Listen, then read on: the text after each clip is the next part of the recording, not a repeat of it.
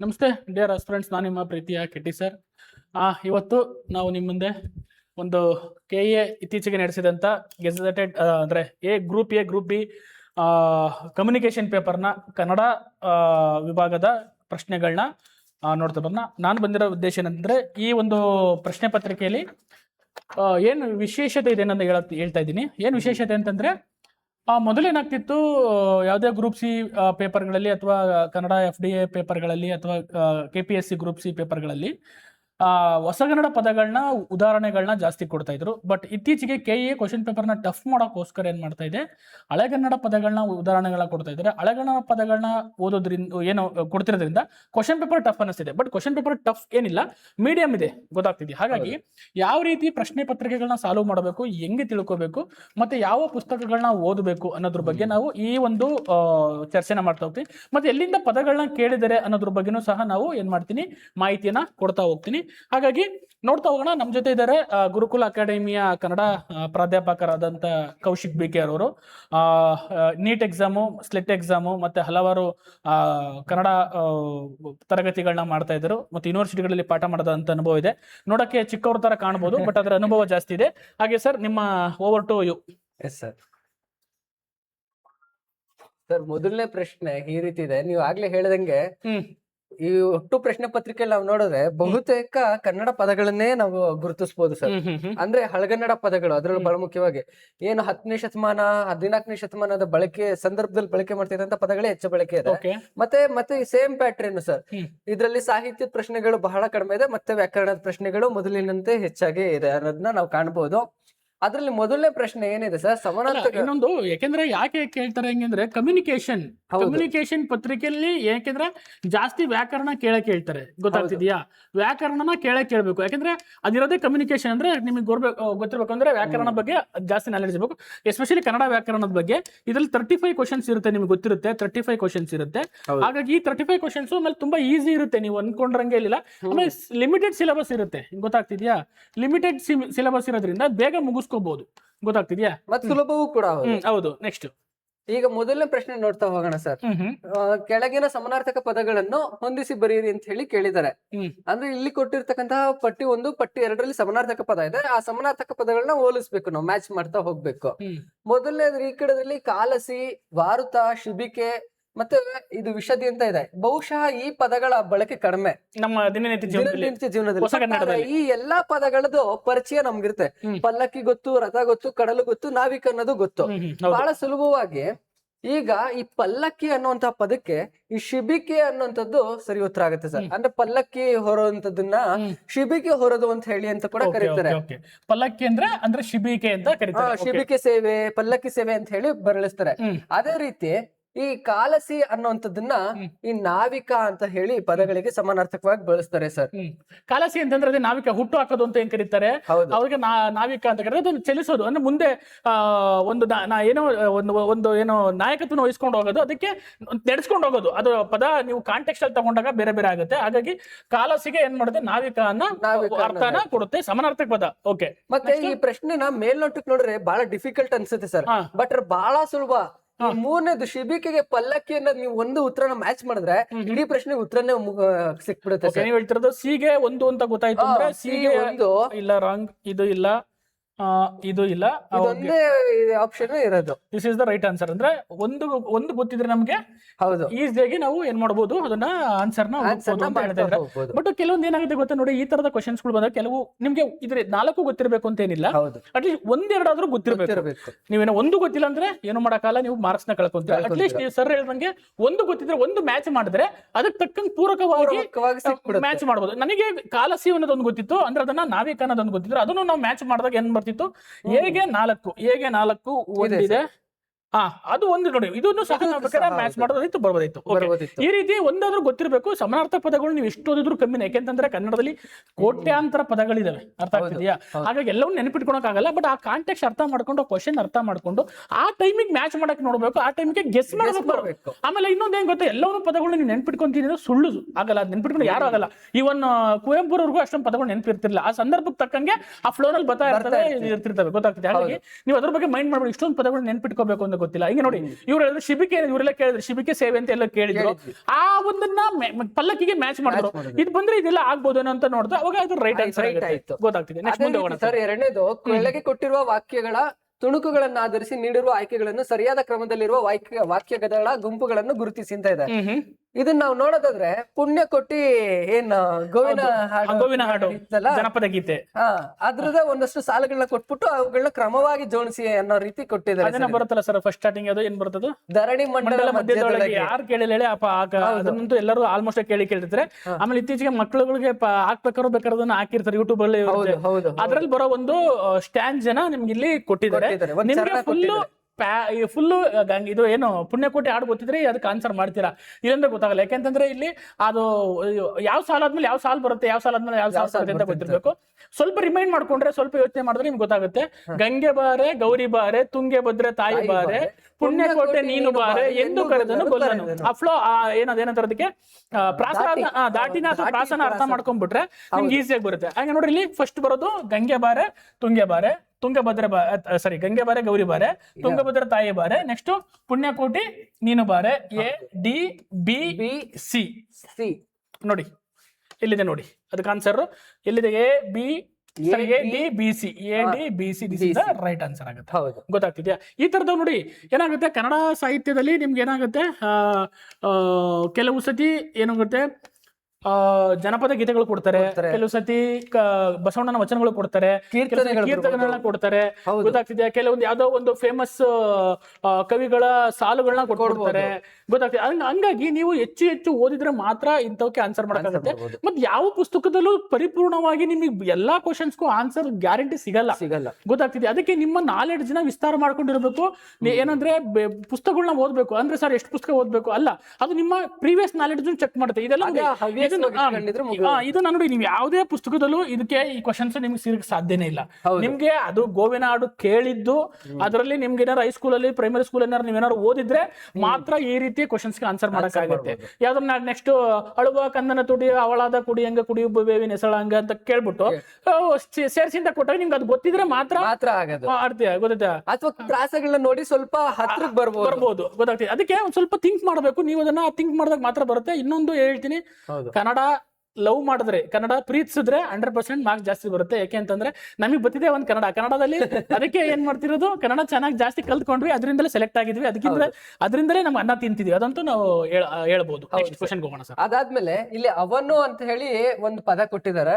ಆ ಶಬ್ದದಲ್ಲಿ ಸ್ವರ ಮತ್ತು ವ್ಯಂಜನಗಳನ್ನ ಬಿಡಿಸಿ ಬರೆದಾಗ ಉಂಟಾಗ ಸರಿಯಾದ ರೂಪ ಯಾವುದು ಅಂತ ಹೇಳಿ ಕೇಳಿದ್ದಾರೆ. ಅಂದ್ರೆ ಲೈಕ್ ಅವನು ಏನೋ ಪದನ ಬಿಡಿಸಿ ಬರೀಬೇಕು, ಆ ರೀತಿ ಬರಿಬೇಕು ಸರ್. ಈಗ ಇದ್ರಲ್ಲಿ ಅವನು, ಈಗ ನೋಡಿ ಅವನು ಅಂತ ತಗೊಳ್ಳಿ, ಆ ತಗೊಳ್ಳಿ, ಫಸ್ಟ್ ವಾ ತಗೊಳ್ಳಿ, ಪ್ಲಸ್ ನೋ ತಗೊಳ್ಳಿ. ಈಗ ಬಿಡಿಸಿ ಸರ್.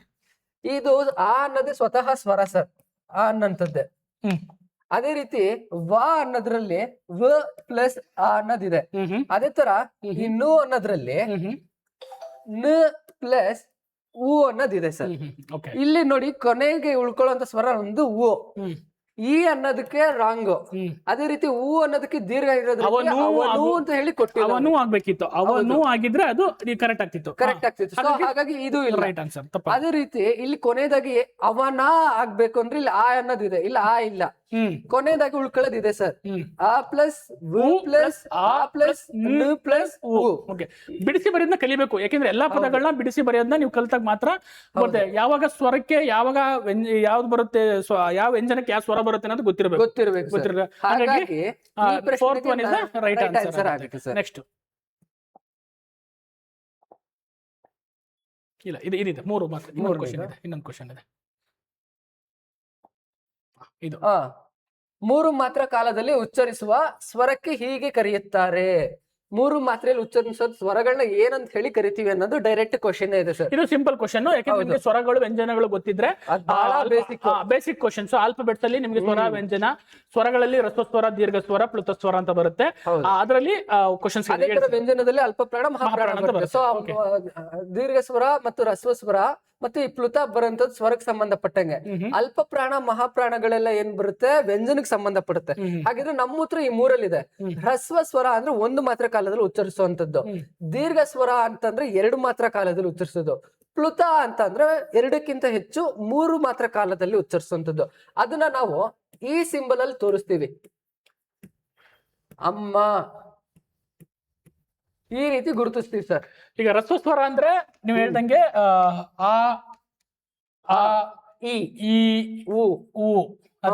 ನೆಕ್ಸ್ಟ್ ದೀರ್ಘ ಸ್ವರ ಅಂದ್ರೆ ಆ ಅದ್ರದ್ದೇ ಆ ಈ ಉ ಎ ಐ ಐ ಓ ಓ ಇವೆಲ್ಲ ಏನಾಗುತ್ತೆ ಬರುತ್ತೆ. ದೀರ್ಘ ಸ್ವರ ಬರುತ್ತೆ. ಹೌದು. ಪ್ಲುತ ಸ್ವರ ಕೇಳ್ದಂಗೆ ಅಮ್ಮ, ತಮ್ಮ, ಬಾರೋ, ಹೌದು, ರಾಮ, ಹಿಂಗೆ ಬಾರೋ ಬಾರೋ ಹಿಂಗ್ ಬರೀತಾರೆ. ಈ ಬೇಕಾದ್ರೆ ಈ ತರ ಸಿಂಬಲ್ಗಳು ಇದೆ. ಈ ತರದ ಇದ್ರಲ್ಲಿ ಯೂಸ್ ಮಾಡ್ತಿರ್ತಾರೆ. ಅದರಲ್ಲಿ ಯಾವ್ದಾದ್ರು ಇಲ್ಲ ಏನು ದೇಶೀಯ ಭಾಷೆನ ಯೂಸ್ ಮಾಡಿ ಬರೀಬೇಕಾದ್ರೆ, ಅಥವಾ ಒಂದು ನಾಟಕದ ಟೈಮಲ್ಲಿ ಈ ನಾಟಕದ ಸಂಭಾಷಣಾ ಕೃತಿಗಳು, ನಾಟಕ ಕೃತಿಗಳಲ್ಲಿ ನೋಡಿದ್ರೆ ಈ ರೀತಿಯಾದಂತಹ ಪದಗಳು ಸಿಗ್ತಾ ಹೋಗುತ್ತೆ. ಓಕೆ, ನೆಕ್ಸ್ಟ್ ಹೋಗೋಣ. ಅದೇ ರೀತಿ 5ನೇ ಪ್ರಶ್ನೆ ಇದೆ ಸರ್. 5ನೇ ಪ್ರಶ್ನೆಯಲ್ಲಿ ಈ ಕೆಳಗಿನ ವಿವರಣೆಗೆ ಸೂಕ್ತವಾದ ಗಾದೆಯನ್ನು ಗುರುತಿಸಿ ಅಂತ ಹೇಳಿದ್ದಾರೆ. ಒಂದು ಪ್ಯಾರಾಗ್ರಾಫ್ ಕೊಟ್ಟಿದ್ದಾರೆ, ಅದಕ್ಕೆ ಸರಿ ಹೋಗುವಂತ ಒಂದು ಗಾದೆ ಯಾವುದು ಅಂತ ಹೇಳಿ ಕೇಳಿದ್ದಾರೆ.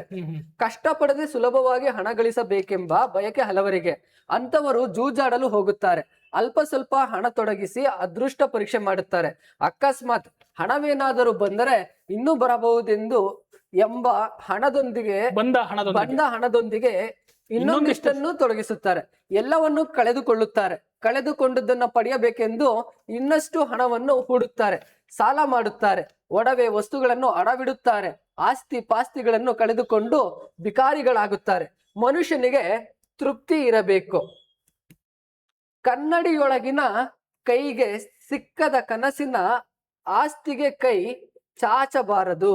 ಹಾಗೆ ಮಾಡಿ ಇರುವುದನ್ನು ಕಳೆದುಕೊಳ್ಳಬಾರದು.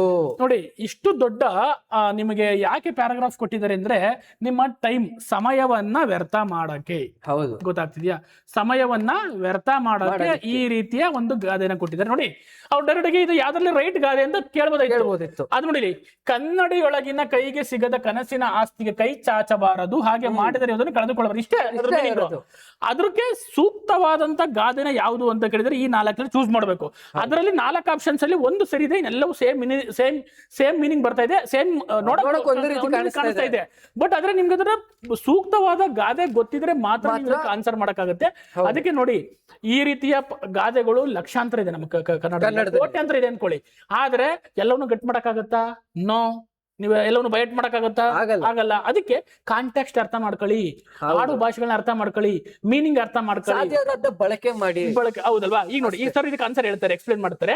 ನೋಡಿ, ಒಂದೇ ತರ ಕಾಣಿಸ್ತದೆ, ಬಟ್ ನಿಮ್ಗೆ ಅಂದ್ರೆ ಅದ್ರದ್ದು ಮೀನಿಂಗ್ ಅರ್ಥ ಆಗಿದ್ರೆ ಮಾತ್ರ ನಿಮ್ಗೆ ಇದನ್ನ ಆನ್ಸರ್ ಮಾಡಕ್ಕಾಗತ್ತೆ. ಇಲ್ಲಿ ಕನ್ನಡಿಯೊಳಗಿನ ಗಂಟಿಗಿಂತ ಕೈಯೊಳಗಿನ ನಂಟು ಲೇಸು.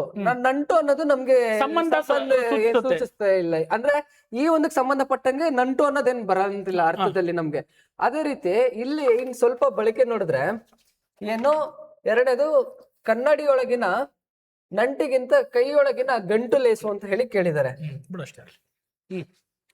ಅಂತಂದ್ರೆ ಇಲ್ಲಿ ಸರ್ ಬರೀ ಇರೋದೇ ನಮ್ಗೆ ಗಂಟು, ನಂಟು, ದಂಟು ಈ 3 ಅಕ್ಷರಗಳನ್ನ ಬಳಸ್ಕೊಂಡು ಒಟ್ಟು 4 ಆಪ್ಷನ್ ಕೊಟ್ಟಿದ್ದಾರೆ. ಎರಡನೇದನ್ನ ನಾವು ನೋಡಿದ್ರೆ ಕೈಯೊಳಗಿನ ನಂಟಿಗಿಂತ ಕೈಯೊಳಗಿನ ಗಂಟು ಲೇಸು ಅಂತ ಹೇಳಿ ಕೊಟ್ಟಿದ್ದಾರೆ. ಇದು ಕೂಡ ಇದೆ. ಅದೇ ರೀತಿ ಕೈಯೊಳಗಿನ ಕನ್ನಡಿಯೊಳಗಿನ ಗಂಟಿಗಿಂತ ಕೈಯೊಳಗಿನ ದಂಟು ಲೇಸು ಅಂತ ಹೇಳಿದ್ದಾರೆ. ಇಲ್ಲಿ ದಂಟು ಅನ್ನೋ ನಮ್ಗೆ ಹೊಸದಾಗಿ ಬಂತು. ಇನ್ನ ಕನ್ನಡಿಯೊಳಗಿನ ದಂಟಿಗಿಂತ ಕೈಯೊಳಗಿನ ಗಂಟು ಲೇಸು ಅಂತ ಹೇಳಿದ್ದಾರೆ. ಒಟ್ಟು ಪ್ಯಾರಾಗ್ರಾಫ್ ನ ನಾವು ನೋಡಿದಾಗ ಏನ್ ಮಾಡ್ಕೊಂಡ್ವಿ ಅಂದ್ರೆ, ಅತಿ ಆಸೆ ಪಡ್ಕೊಬಾರ್ದು, ಇರೋದ್ರಲ್ಲಿ ಸಂತೋಷ ಪಡಬೇಕು, ಆಮೇಲೆ ಇದು ಇರೋದ್ರಲ್ಲಿ ತೃಪ್ತಿ ಪಡಬೇಕು, ಹೆಚ್ಚಿನದಕ್ಕೆ ಆಸೆ ಪಡಬಾರದು ಅಂತ ಹೇಳ್ತಾ ಇದ್ದಾರೆ ಮೀನಿಂಗ್. ಹಾಗಾಗಿ ನಮ್ಮ ಆಡು ಭಾಷೆಯಲ್ಲಿ ಏನಿದೆ, ಕನ್ನಡಿಯೊಳಗಿನ ಗಂಟಿಗಿಂತ ಕೈಯೊಳಗಿನ ದಂಟು ಲೇಸು ಅನ್ನೋದು ಸರಿಯಾದ ಉತ್ತರ ಆಗುತ್ತೆ ಸರ್. ಅಂದ್ರೆ ಏನಾಗುತ್ತೆ, ಇದು ರೈಟ್ ಆನ್ಸರ್ ಆಗುತ್ತೆ ನಿಮ್ ಪ್ರಕಾರ. ಹೌದು, 3ನೇದು. ಅಂದ್ರೆ ಇಲ್ಲಿ ಗಂಟಿಗೆ ದಂಟು ಅನ್ನೋದನ್ನ ಪ್ರಾಸವಾಗಿ ತರ್ತಾ ಇದಾರೆ. ಮತ್ತೆ ಗಂಟು ಅನ್ನೋದು ಒಂದು ಕೂಡುತ್ತೆ ಅನ್ನೋದನ್ನ ಅರ್ಥವನ್ನ ಕೊಡುತ್ತೆ. ದಂಟು ಅನ್ನೋದು ಅದೇ ಅರ್ಥವನ್ನ ಕೊಡುತ್ತೆ. ಅಂದ್ರೆ ಪ್ರಾಸದಲ್ಲಿ ಅರ್ಥವೂ ಕೂಡ ಸಾಮ್ಯವಾಗಿರುವಂತದನ್ನೇ ಅವ್ರು ಹೆಚ್ಚು ಪ್ರಾಸ ಮಾಡ್ತಾ ಹೋದ್ರು. ಗಂಟಿಗೆ ನಂಟು ಅನ್ನೋದು ಹೇಳೋದಕ್ಕೆ ಪ್ರಾಸ ಅನ್ನಿಸ್ಬೋದು, ಬಟ್ ಅದು ಸರಿಯಾದ ಪ್ರಾಸ ಕ್ರಮ ಅಲ್ಲ. ನಂಟುಗೆ ಗಂಟು ಅನ್ನೋದು ಆಗೋದಿಲ್ಲ. ಅದೇ ರೀತಿ ದಂಟಿಗೆ ಗಂಟು ಅನ್ನೋದು ಉಲ್ಟಾ ಆಗಿದೆ ಇಲ್ಲಿ ಅಷ್ಟೇ. ಓಕೆ, ಈ ತರದ್ದು ಗಾದೆಗಳಿಗೆ ಇನ್ನೊಂದು ಗಾದೆ ಹೇಳ್ತಾರೆ, ಇದು ವರ್ಷದ ಕುಳುಗೆ ಅಲ್ಲ ಏನು ವರ್ಷದ ಕುಳುಗೋಸ್ಕರ ವರ್ಷದ ಕುಳು ಕಳ್ಕೊಂಡ್ರು ಅಂತ ಅಂದ್ರೆ ವರ್ಷದ ಕುಳುಗೋಸ್ಕರ ವರ್ಷದ ಕುಳು ಕಳ್ಕೊಂಡ್ರು ಅಂತ ಸೇಮ್ ಕಥೆ ಇದೆ. ಇದಕ್ಕೆ ಸೇಮ್ ಮೀನಿಂಗ್ ಬರುತ್ತೆ. ಅಂದ್ರೆ ಒಂದಿನದ್ದು ಮೃಷ್ಟಾನ್ನಕ್ಕೋಸ್ಕರ ಇಡೀ ವರ್ಷದ ಊಟನ ಕಳ್ಕೊಂಡ್ರಂತೆ. ಅಂದ್ರೆ ಇಲ್ಲೂ ಅಷ್ಟೇ ಹೇಳ್ತಾರೆ, ಯಾವ್ದೋ ಕೈಗೆ ಸಿಗದಂತ ಗಂಟಿಗೋಸ್ಕರ ಕೈಲಿರೋ ದಂಟನ ಮಿಸ್ ಮಾಡ್ಕೊಂಡ್ರು ಅನ್ನೋ ಮೀನಿಂಗ್ ಅಲ್ಲಿ ಬರ್ತಾ ಇದೆ. ಅದಕ್ಕೆ ಇದನ್ನ ಹೇಳ್ತಿರೋದು, ನೀವು ಕಾಂಟೆಕ್ಸ್ಟ್ ಅರ್ಥ ಮಾಡ್ಕೊಂಡ್ರೆ ಅಥವಾ ಆ ಸಂದರ್ಭವನ್ನ ಅರ್ಥ ಮಾಡ್ಕೊಂಡ್ರೆ ಮಾತ್ರ ನೀವು ಇದಕ್ಕೆ ಆನ್ಸರ್ ಮಾಡ್ತಾ ಹೋಗ್ಬೋದು. ಈಗ ನೋಡಿ ವಾಕ್ಯಗಳ ಬಗ್ಗೆ ಕ್ವಶನ್ಸ್ ಕೊಟ್ಟಿದ್ದಾರೆ ಸರ್. ಇದರಲ್ಲಿ ಕೊಟ್ಟಿರುವ ವಾಕ್ಯಗಳಲ್ಲಿ ಮಿಶ್ರ ವಾಕ್ಯವನ್ನು ಗುರುತಿಸಿ ಅಂತ ಹೇಳಿ ಕೊಟ್ಟಿದ್ದಾರೆ ಸರ್. 4 ವಾಕ್ಯಗಳನ್ನ ಕೊಟ್ಟಿದ್ದಾರೆ. ನಮ್ಗೆ ಈಗ ವಾಕ್ಯಗಳಂದ್ರೆ ಬಹಳ ಮುಖ್ಯವಾಗಿ 3 ಗುರುತಿಸ್ತೀವಿ: ಸರಳ ವಾಕ್ಯ, ಸಂಯೋಜಿತ ವಾಕ್ಯ, ಮಿಶ್ರ ವಾಕ್ಯ ಅಂತ ಹೇಳಿ ಸರಳವಾಗಿ ಗುರುತಿಸ್ತೀವಿ. ಸರಳ ವಾಕ್ಯ ಅಂದ್ರೆ ಏನು? ಒಂದು ಪೂರ್ಣ ಕ್ರಿಯಾಪದದಿಂದ ಅದು ಆರಂಭ ಆಗಿ ಮುಕ್ತಾಯ ಆಗ್ಬೇಕು. ಸಂಯೋಜಿತ ವಾಕ್ಯ ಅಂದ್ರೆ ಏನು? 2 ಅಥವಾ 2ಕ್ಕಿಂತ ಹೆಚ್ಚು ವಾಕ್ಯಗಳು ಅದು ಒಂದು ವಾಕ್ಯಕ್ಕೆ ಅಂದ್ರೆ ಸೇರ್ಕೊಳ್ಬೇಕು, ಅರ್ಥಪೂರ್ಣವಾಗಿ ಸೇರ್ಕೊಳ್ಬೇಕು. ಆಯ್ತಾ? ಅದೇ ತರ ಈ ಮಿಶ್ರ ವಾಕ್ಯ ಅನ್ನೋಂಥದ್ದು ಕೂಡ 2ಕ್ಕಿಂತ ಹೆಚ್ಚು ವಾಕ್ಯಗಳನ್ನ ಒಳಗೊಳ್ಳುತ್ತೆ. ಆದ್ರೆ ಮೊದಲ ಪೂರ್ವದಲ್ಲಿ ಇರ್ತಕ್ಕಂಥ ಮೊದಲನೇ ವಾಕ್ಯಕ್ಕೆ ಬರುವಂತ ಎಲ್ಲಾ ವಾಕ್ಯಗಳು ಅದ್ರ ಅಧೀನವಾಗಿರುತ್ತೆ. ಅಂದ್ರೆ ಆ ಅರ್ಥಕ್ಕೆ ಪೂರಕವಾಗಿ ಕೆಲಸ ಮಾಡ್ಬೇಕದು. ಇದನ್ನ ಮಿಶ್ರ ವಾಕ್ಯ ಅಂತ ಹೇಳಿ ಕರಿತೀವಿ. ಮೊದಲನೇದು, ನಮ್ಮ ಪರೀಕ್ಷೆ ಮುಗಿಯಿತೆಂದು ತಂದೆಗೆ ಮಗನು ತಿಳಿಸಿದನು ಅನ್ನೋದಿದೆ. ಅದೇ ರೀತಿ ನಮ್ಮ ಪರೀಕ್ಷೆ ಮುಗಿಯಿತು ಆದ್ದರಿಂದ ಮನೆಗೆ ಹೊರಟು ಹೋದೆನು ಅಂತ ಇದೆ. ಅಂತಂದ್ರೆ ಇಲ್ಲಿ ಆದ್ದರಿಂದ ಅನ್ನೋದು ಬಂದಿದೆ. ಅಂದ್ರೆ ಅದು ಒಂದು ವಾಕ್ಯಕ್ಕೆ ಇನ್ನೊಂದು ವಾಕ್ಯಕ್ಕೆ ಜೋಡಿಸ್ತಾ ಇದೆ, ಸಂಯೋಜನೆಗೆ ಸಹಾಯ ಮಾಡ್ತಾ ಇದೆ ಅದು. ಹಾಗಾಗಿ ಇದು ಸಂಯೋಜಿತ ಆಯ್ತು. ಸಂಯೋಜಿತ.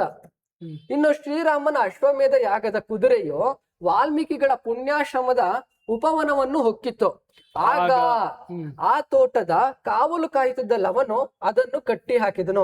ಸಾಮಾನ್ಯವಾಗಿ ಒಬ್ಬ ವಿದ್ಯಾರ್ಥಿ ಏನಾದ್ರು ಈ ಪ್ರಶ್ನೆ ಆನ್ಸರ್ ಮಾಡ್ಬೇಕಂದ್ರೆ ಒಟ್ಟು 4 ಹಾಕಿದಲ್ಲಿ ಆಪ್ಷನ್ಸ್ ಅಲ್ಲಿ ಇದು ಬಹಳ ದೀರ್ಘವಾಗಿರೋದು ಇದು. ಮತ್ತೆ ಇದನ್ನ ಭಾಗ ಮಾಡಿದ್ರೆ 2 ರಿಂದ 3 ವಾಕ್ಯಗಳಾಗುತ್ತೆ. ಇದು ಮಿಶ್ರ ಆಗಿದೆ, ಇದನ್ನೇ ಮಿಶ್ರ ವಾಕ್ಯ ಅಂತ ಹೇಳಿ ಇದ್ ಮಾಡ್ತಾರೆ. ಬಟ್ ಆದ್ರೆ ಇದು ಆಗ ಅನ್ನೋದ್ರ ಸಹಾಯ ತಗೊಂಡು ಸಂಯೋಜನೆ, ಇದು ಸಂಯೋಜಿತ ವಾಕ್ಯ ಆಗುತ್ತೆ. ಇನ್ನು ಇದು ರಾಮನು ರಾವಣನನ್ನು ಕೊಂದನು. ಸರಳವಾಗಿದೆ, ಸರಳ ವಾಕ್ಯ, ಕ್ರಿಯಾಪದದೊಂದಿಗೆ ಎಂಡ್ ಆಗ್ತಾ ಇದೆ. ಇದು ಸರಳ ವಾಕ್ಯ ಆಯ್ತು. ನಮಗ್ ಬೇಕಿರೋದು ಮಿಶ್ರ ವಾಕ್ಯ. ಈಗ ನಾವ್ ಇದ್ರಲ್ಲಿ ನೋಡೋಣ ಸರ್. ನಮ್ಮ ಪರೀಕ್ಷೆ ಮುಗಿಯಿತೆಂದು ತಂದೆಗೆ ಮಗನು ತಿಳಿಸಿದನು. ಪರೀಕ್ಷೆ ಮುಗ್ದಿರೋದೇ ಇಲ್ಲಿ ಪ್ರಧಾನ ನಮ್ಗೆ. ಅದನ್ನು ಅಂದ್ರೆ ತಂದೆಗೆ ಮಗನು ತಿಳಿಸಿದನು ಅದಕ್ಕೆ ಪೂರಕವಾಗಿದೆ. ಅದ್ರ ಮಧ್ಯದಲ್ಲಿ ಅದರಿಂದ ಇದರಿಂದ ಯಾವುದೇ ರೀತಿ ಸಹಾಯ ಮಾಡ್ತಿಲ್ಲ. ಹಾಗಾಗಿ 2 ಬೇರೆ ವಾಕ್ಯಗಳು ಒಂದು ವಾಕ್ಯ ಆಯ್ತು. ಹಾಗಾಗಿ ರೈಟ್ ಆನ್ಸರ್ ನೀವು ಹೇಳೋದು ನಮ್ಮ ಪರೀಕ್ಷೆ ಮುಗಿಯಿತೆಂದು ತಂದೆಗೆ ಮಗನು ತಿಳಿಸಿದನು. ಇದು ಏನಾಗುತ್ತೆ? ಮಿಶ್ರ ವಾಕ್ಯ ಆಯ್ತು. ಗೊತ್ತಾಗ್ತಿದೆ. ಇದು ಸರಳ ವಾಕ್ಯ, ಗೊತ್ತಾಗ್ತಿದೆ. ಹಾಗಾಗಿ ರೈಟ್ ಆನ್ಸರ್ ಹೌದು, ಸರಳ ವಾಕ್ಯ. ಇನ್ನ ನೆಕ್ಸ್ಟ್ 7ನೇ ಪ್ರಶ್ನೆ ಇದೆ ಸರ್. ಇದ್ರಲ್ಲಿ ಗುಂಪಿಗೆ ಸೇರದೆ ಇರುವುದನ್ನು ಗುರುತಿಸಿ ಅಂತ ಹೇಳಿ ಕೇಳಿದ್ದಾರೆ.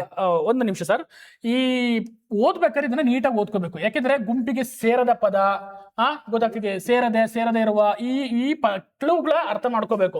ಗೊತ್ತಾಗ್ತಿದೆ. ಅಂದ್ರೆ ಇದರಲ್ಲಿ ಎಲ್ಲವೂ ಕರೆಕ್ಟ್ ಆಗಿದೆ, ಒಂದು ಮಾತ್ರ ಸರಿ ಇಲ್ಲ. ಅಂದ್ರೆ ಈ 4 ಗುಂಪುಗಳಲ್ಲಿ ಒಂದು ಗುಂಪು ಸರಿ ಇಲ್ಲ. ಅಂದ್ರೆ ಇಲ್ಲಿ ಕೊಟ್ಟಿರುವ ಒಂದು ಪದ ಇದಕ್ಕೆ ಮೀನಿಂಗ್ಗೆ ಇಲ್ಲಿರೋ ಎಕ್ಸಾಂಪಲ್ಸ್, ಈಗ ಗುಣವಾಚಕಕ್ಕೆ ಕೊಟ್ಟಿರೋ ಎಕ್ಸಾಂಪಲ್ಸ್, ಸರ್ವನಾಮ ಕೊಟ್ಟಿರೋ ಎಕ್ಸಾಂಪಲ್ಸ್ ಒಂದಕ್ಕೊಂದು ಮ್ಯಾಚ್ ಇಲ್ಲ. ಹಾಗಾಗಿ ಇದರಲ್ಲಿ ಯಾವ್ದು ಸರಿ ಅಂತ ನೀವು ಏನ್ ಮಾಡ್ಬೇಕು? ಐಡೆಂಟಿಫೈ ಮಾಡ್ಬೇಕು. ಓಕೆನಾ? ಓಕೆ, ನೋಡೋಣ. ಇಲ್ಲಿ ಕೊಟ್ಟಿರ್ತಕ್ಕಂಥ ಇಷ್ಟನ್ನು ಕೂಡ ನಾಮಪದಗಳಿಗೆ ಸಂಬಂಧಪಟ್ಟಿರೋಂಥದ್ದು. ಗುಣವಾಚಕ, ಸರ್ವನಾಮ, ದಿಕ್ವಾಚಕ, ಪರಿಮಾಣವಾಚಕ. ಇವುಗಳ ಅರ್ಥ ಏನು, ಇದು ಯಾವ್ದಕ್ಕೆ ಸಂಬಂಧಪಡುತ್ತೆ, ಇದು ಯಾವ್ದೆಲ್ಲ ಉದಾಹರಣೆ ಬರುತ್ತೆ ಅಂತ ತಿಳ್ಕೊಂಡ್ಬಿಟ್ರೆ ಈ ಪ್ರಶ್ನೆ ಬಹಳ ಸ್ವಲ್ಪ ಸರ್. ನೋಡಿ, ಯಾವುದೇ ನೀವು ನಾಮವಾಚಕಗಳು ನೋಡಿದಾಗ ಈ ಗುಣವಾಚಕ ಅಂದ್ರೆ ಏನ್ ಫಸ್ಟ್ ಗೊತ್ತಿರಬೇಕು. ಹೌದು. ಸರ್ವನಾಮ ಅಂದ್ರೆ ಗೊತ್ತಿರಬೇಕು. ದಿಗ್ವಾಚಕ ಅಂದ್ರೆ ಗೊತ್ತಿರಬೇಕು. ಪರಿಮಾಣವಾಚಕ ಅಂತ ಗೊತ್ತಿರಬೇಕು. ನಾನು ನೋಡಿ ಎಕ್ಸಾಂಪಲ್ ಹೇಳ್ತೀನಿ ನಿಮ್ಗೆ. ಇಲ್ಲಿ ನಿಮ್ಗೆ ಇದನ್ನ ಬೇಕಾದ್ರೆ ಒಂದು ಕಾಮನ್ ಸೆನ್ಸ್ ಯೋಚನೆ ಮಾಡಿ. ಇಲ್ಲಿ ಆ ಪದದಲ್ಲೇ ಅದ್ರ ಅರ್ಥನ ಕೊಡ್ತಾ ಇರುತ್ತೆ. ಹೌದು. ಈಗ ಗುಣವಾಚಕ, ಗುಣ ಪ್ಲಸ್ ವಾಚಕ ಅಂದ್ಕೊಳ್ಳಿ. ಗುಣವಾಚಕ ಅಂದ್ರೆ ಗುಣದ ಬಗ್ಗೆ ಗುಣವನ್ನು ಸೂಚಿಸುವಂತ ಪದಗಳು. ಹೌದು ಅಲ್ವಾ? ಕರೆಕ್ಟ್. ಗುಣ, ಸ್ವಭಾವ ಇಂತರ ಸೂಚಿಸುವಂತ ಪದಗಳು. ಅದ್ರಲ್ಲಿ ನೋಡಿ, ಒಳಿತು, ಇನಿದು, ಇನಿಯನ್ ಇವೆಲ್ಲವೂ ಕೂಡ ಹಳಗನ್ನಡದ ಪದಗಳು. ಈ ರೀತಿಯಾದಂತ ಪದಗಳನ್ನ ಉದಾಹರಣೆಯಾಗಿ ಕೊಟ್ಟಿದ್ದಾರೆ. ಇದೆಲ್ಲವೂ ಕೂಡ ಅದೇ ಒಬ್ಬ ವ್ಯಕ್ತಿಯ ಸ್ವಭಾವವನ್ನ ಅಥವಾ ಅವನ ಗುಣವನ್ನ ತೋರಿಸ್ತಾ ಇದೆ. ಒಳ್ಳಿತು ಅಂದ್ರೆ ಒಳ್ಳೇದು, ಇನಿದು, ಇನಿಯನ್ ಅವನು ಒಳ್ಳೆಯವನು, ಆ ತರ ಅರ್ಥವನ್ನ ಕೊಡ್ತಾ ಇದೆ. ಇನ್ನು ಸರ್ವನಾಮ, ಅದು, ಇದು, ಉದು, ಅವುದು, ಇದು ಮೇಲ್ನೋಟಕ್ಕೆ ಗೊತ್ತಾಗ್ಬಿಡುತ್ತೆ. ಸರ್ವನಾಮ ಅಂದ್ರೆ ಏನಿಲ್ಲ, ಬದಲಾಗಿ ಬಳಸಂತದ್ದು. ನಾಮಪದಗಳಾಗಿ ಬಳಸೋ ಪದಗಳ ಸರ್ವನಾಮ ಅಂತ ಕರೀತಾರೆ. ಅವನು, ಇವನು, ಅವಳು, ಇವಳು, ಇವನ್ನ ಯೂಸ್ ಮಾಡ್ತೀವಿ. ನೆಕ್ಸ್ಟ್ ಇನ್ನ ಈ ದಿಗ್ವಾಚಕ ಅಂತಂದ್ರೆ ದಿಕ್ಕುಗಳನ್ನ ಸೂಚಿಸುವಂತ ಪದಗಳು. ಆ ಪದದ ಮೀನಿಂಗ್ ಅಲ್ಲಿ ಇದೆ ದಿಕ್ ಪ್ಲಸ್ ವಾಚಕ, ದಿಗ್ವಾಚಕ ಅಂದ್ರೆ ಮೂಡಣ, ಪಡುವಣ, ಮೇಲೆ, ಕೆಳಗೆ, ಒಳಗೆ, ಹೊರಗೆ, ಈ ತರ ಸ್ಥಳ ಪದಗಳಿರ್ಬೋದು, ಪೂರ್ವ, ಪಶ್ಚಿಮ, ಈ ತರ ಪದಗಳು ದಿಕ್ಕುಗಳನ್ನ ಸೂಚಿಸುವಂತ ಪದಗಳು ಬರ್ಬೇಕು. ಆದ್ರೆ ಇಲ್ಲಿ ನೋಡಿ ಸರ್, ಎಳದು, ಪಳದು, ಕೊಲ್ಲದು ಅಂತ ಹೇಳಿ ಈ ಪದಗಳೇನಿದಿಲ್ಲ, ಇದು ಯಾವ್ದು ಕೂಡ ದಿಕ್ಕನ್ನು ಸೂಚಿಸದೇ ಇರ್ತಕ್ಕಂಥ ಪದಗಳು ಐಡೆಂಟಿಫೈ ಮಾಡಬಹುದು. ಇನ್ನು ಪರಿಣಾಮವಾಚಕ ಪದ ಉಳ್ಕೊಂಡು ಪರಿಮಾಣವಾಚಕ. ಪರಿಮಾಣ ಅಂತಂದ್ರೆ ಹೌದು, ಇಷ್ಟು ಕ್ವಾಂಟಿಟಿನ ಹೇಳೋದು. ಗಾತ್ರ, ತೂಕ ಅಥವಾ ಎತ್ತರ, ಅವ್ನು ಹೆಂಗಿದ್ದಾನೆ, ಯಾವ ಹೈಟ್ ಇದ್ದಾನೆ, ಕುಳ್ಳುಕಿದ್ದಾನೆ, ಎತ್ತರದಾನೆ, ಆ ತರದ ಹೇಳುದು ಪರಿಮಾಣವನ್ನ ತೋರಿಸುತ್ತೆ. ಏನೋ ದಪ್ಪನೆಯ ಮನುಷ್ಯ, ಚಿಕ್ಕನೇ ಹುಡುಗ, ಗೊತ್ತಾಗ್ತಿದ್ಯಾ, ಸುಂದರವಾದ ಬರಲ್ಲ, ಸರಿ, ಅಂದ್ರೆ ಪರಿಮಾಣವನ್ನ ತೋರಿಸುವಂತದ್ದು. ಅದ್ರಲ್ಲಿ ಏನಿದೆ, ಅನಿತು, ಇನಿತು, ಏನಿದು, ಇವೆಲ್ಲವೂ ಕೂಡ ಹಳೆಗನ್ನಡದ ರೂಪದಲ್ಲಿರ್ತಕ್ಕಂಥ ಪರಿಮಾಣವನ್ನು ಸೂಚಿಸುವಂತದ್ದು.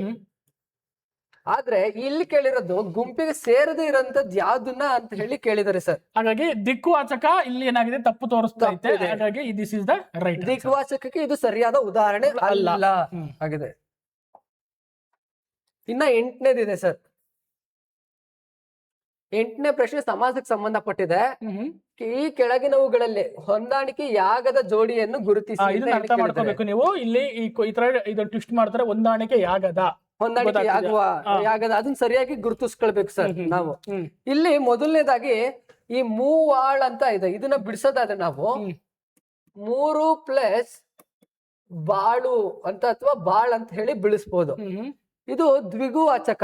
ದ್ವಿಗು ಅಂತಂದ್ರೆ ಏನು ಅಂತ ತಿಳ್ಕೊಂಡ್ಬಿಟ್ರೆ ಸಾಕು. ದ್ವಿಗು ಅಂತಂದ್ರೆ ಪೂರ್ವ ಪದ ಸಂಖ್ಯೆಯನ್ನ ಸೂಚಿಸುವಂತ ಪದಗಳಿರ್ಬೇಕು. ಇಮ್ಮಡಿ ಅಂದ್ರೆ 2ನೇ, ಮುಮ್ಮಡಿ 3, 4, 5 ಇದರ ಸಂಖ್ಯೆ ಬಂತು ಅಂದ್ರೆ ಅದು ಕಣ್ಮುಚ್ಕೊಂಡು ಹಾಕ್ಬೋದು ದ್ವಿಗು ಸಮಾಸ. ಅಂಶಿ ಸಮಾಸ ಅಂತಂದ್ರೆ ಏನಿಲ್ಲ, ಅಂಶ ಮತ್ತು ಅಂಶಿಯಿಂದ ಕೂಡಿರ್ಬೇಕು. ಈ ಅಂಶಿ ಅಂತಂದ್ರೆ ಸರ್ ಬಹಳ ಸುಲಭ. ಈಗ ಕಣ್ಣು ಅನ್ನೋದು ಒಂದು ಅಂಶ, ಕಡೆಗಣ್ಣು ಅನ್ನೋದು ಕಣ್ಣಿನ ಒಂದು ಕಡೆಯದಾಗಿರುತ್ತೆ, ಕೊನೆ, ಅದು ಏನತ್ತೆ ಅಂಶ ಆಯ್ತು. ಅಂಶದ ಒಂದು ಭಾಗ ಅಂಶ ಆಗಿರುತ್ತೆ.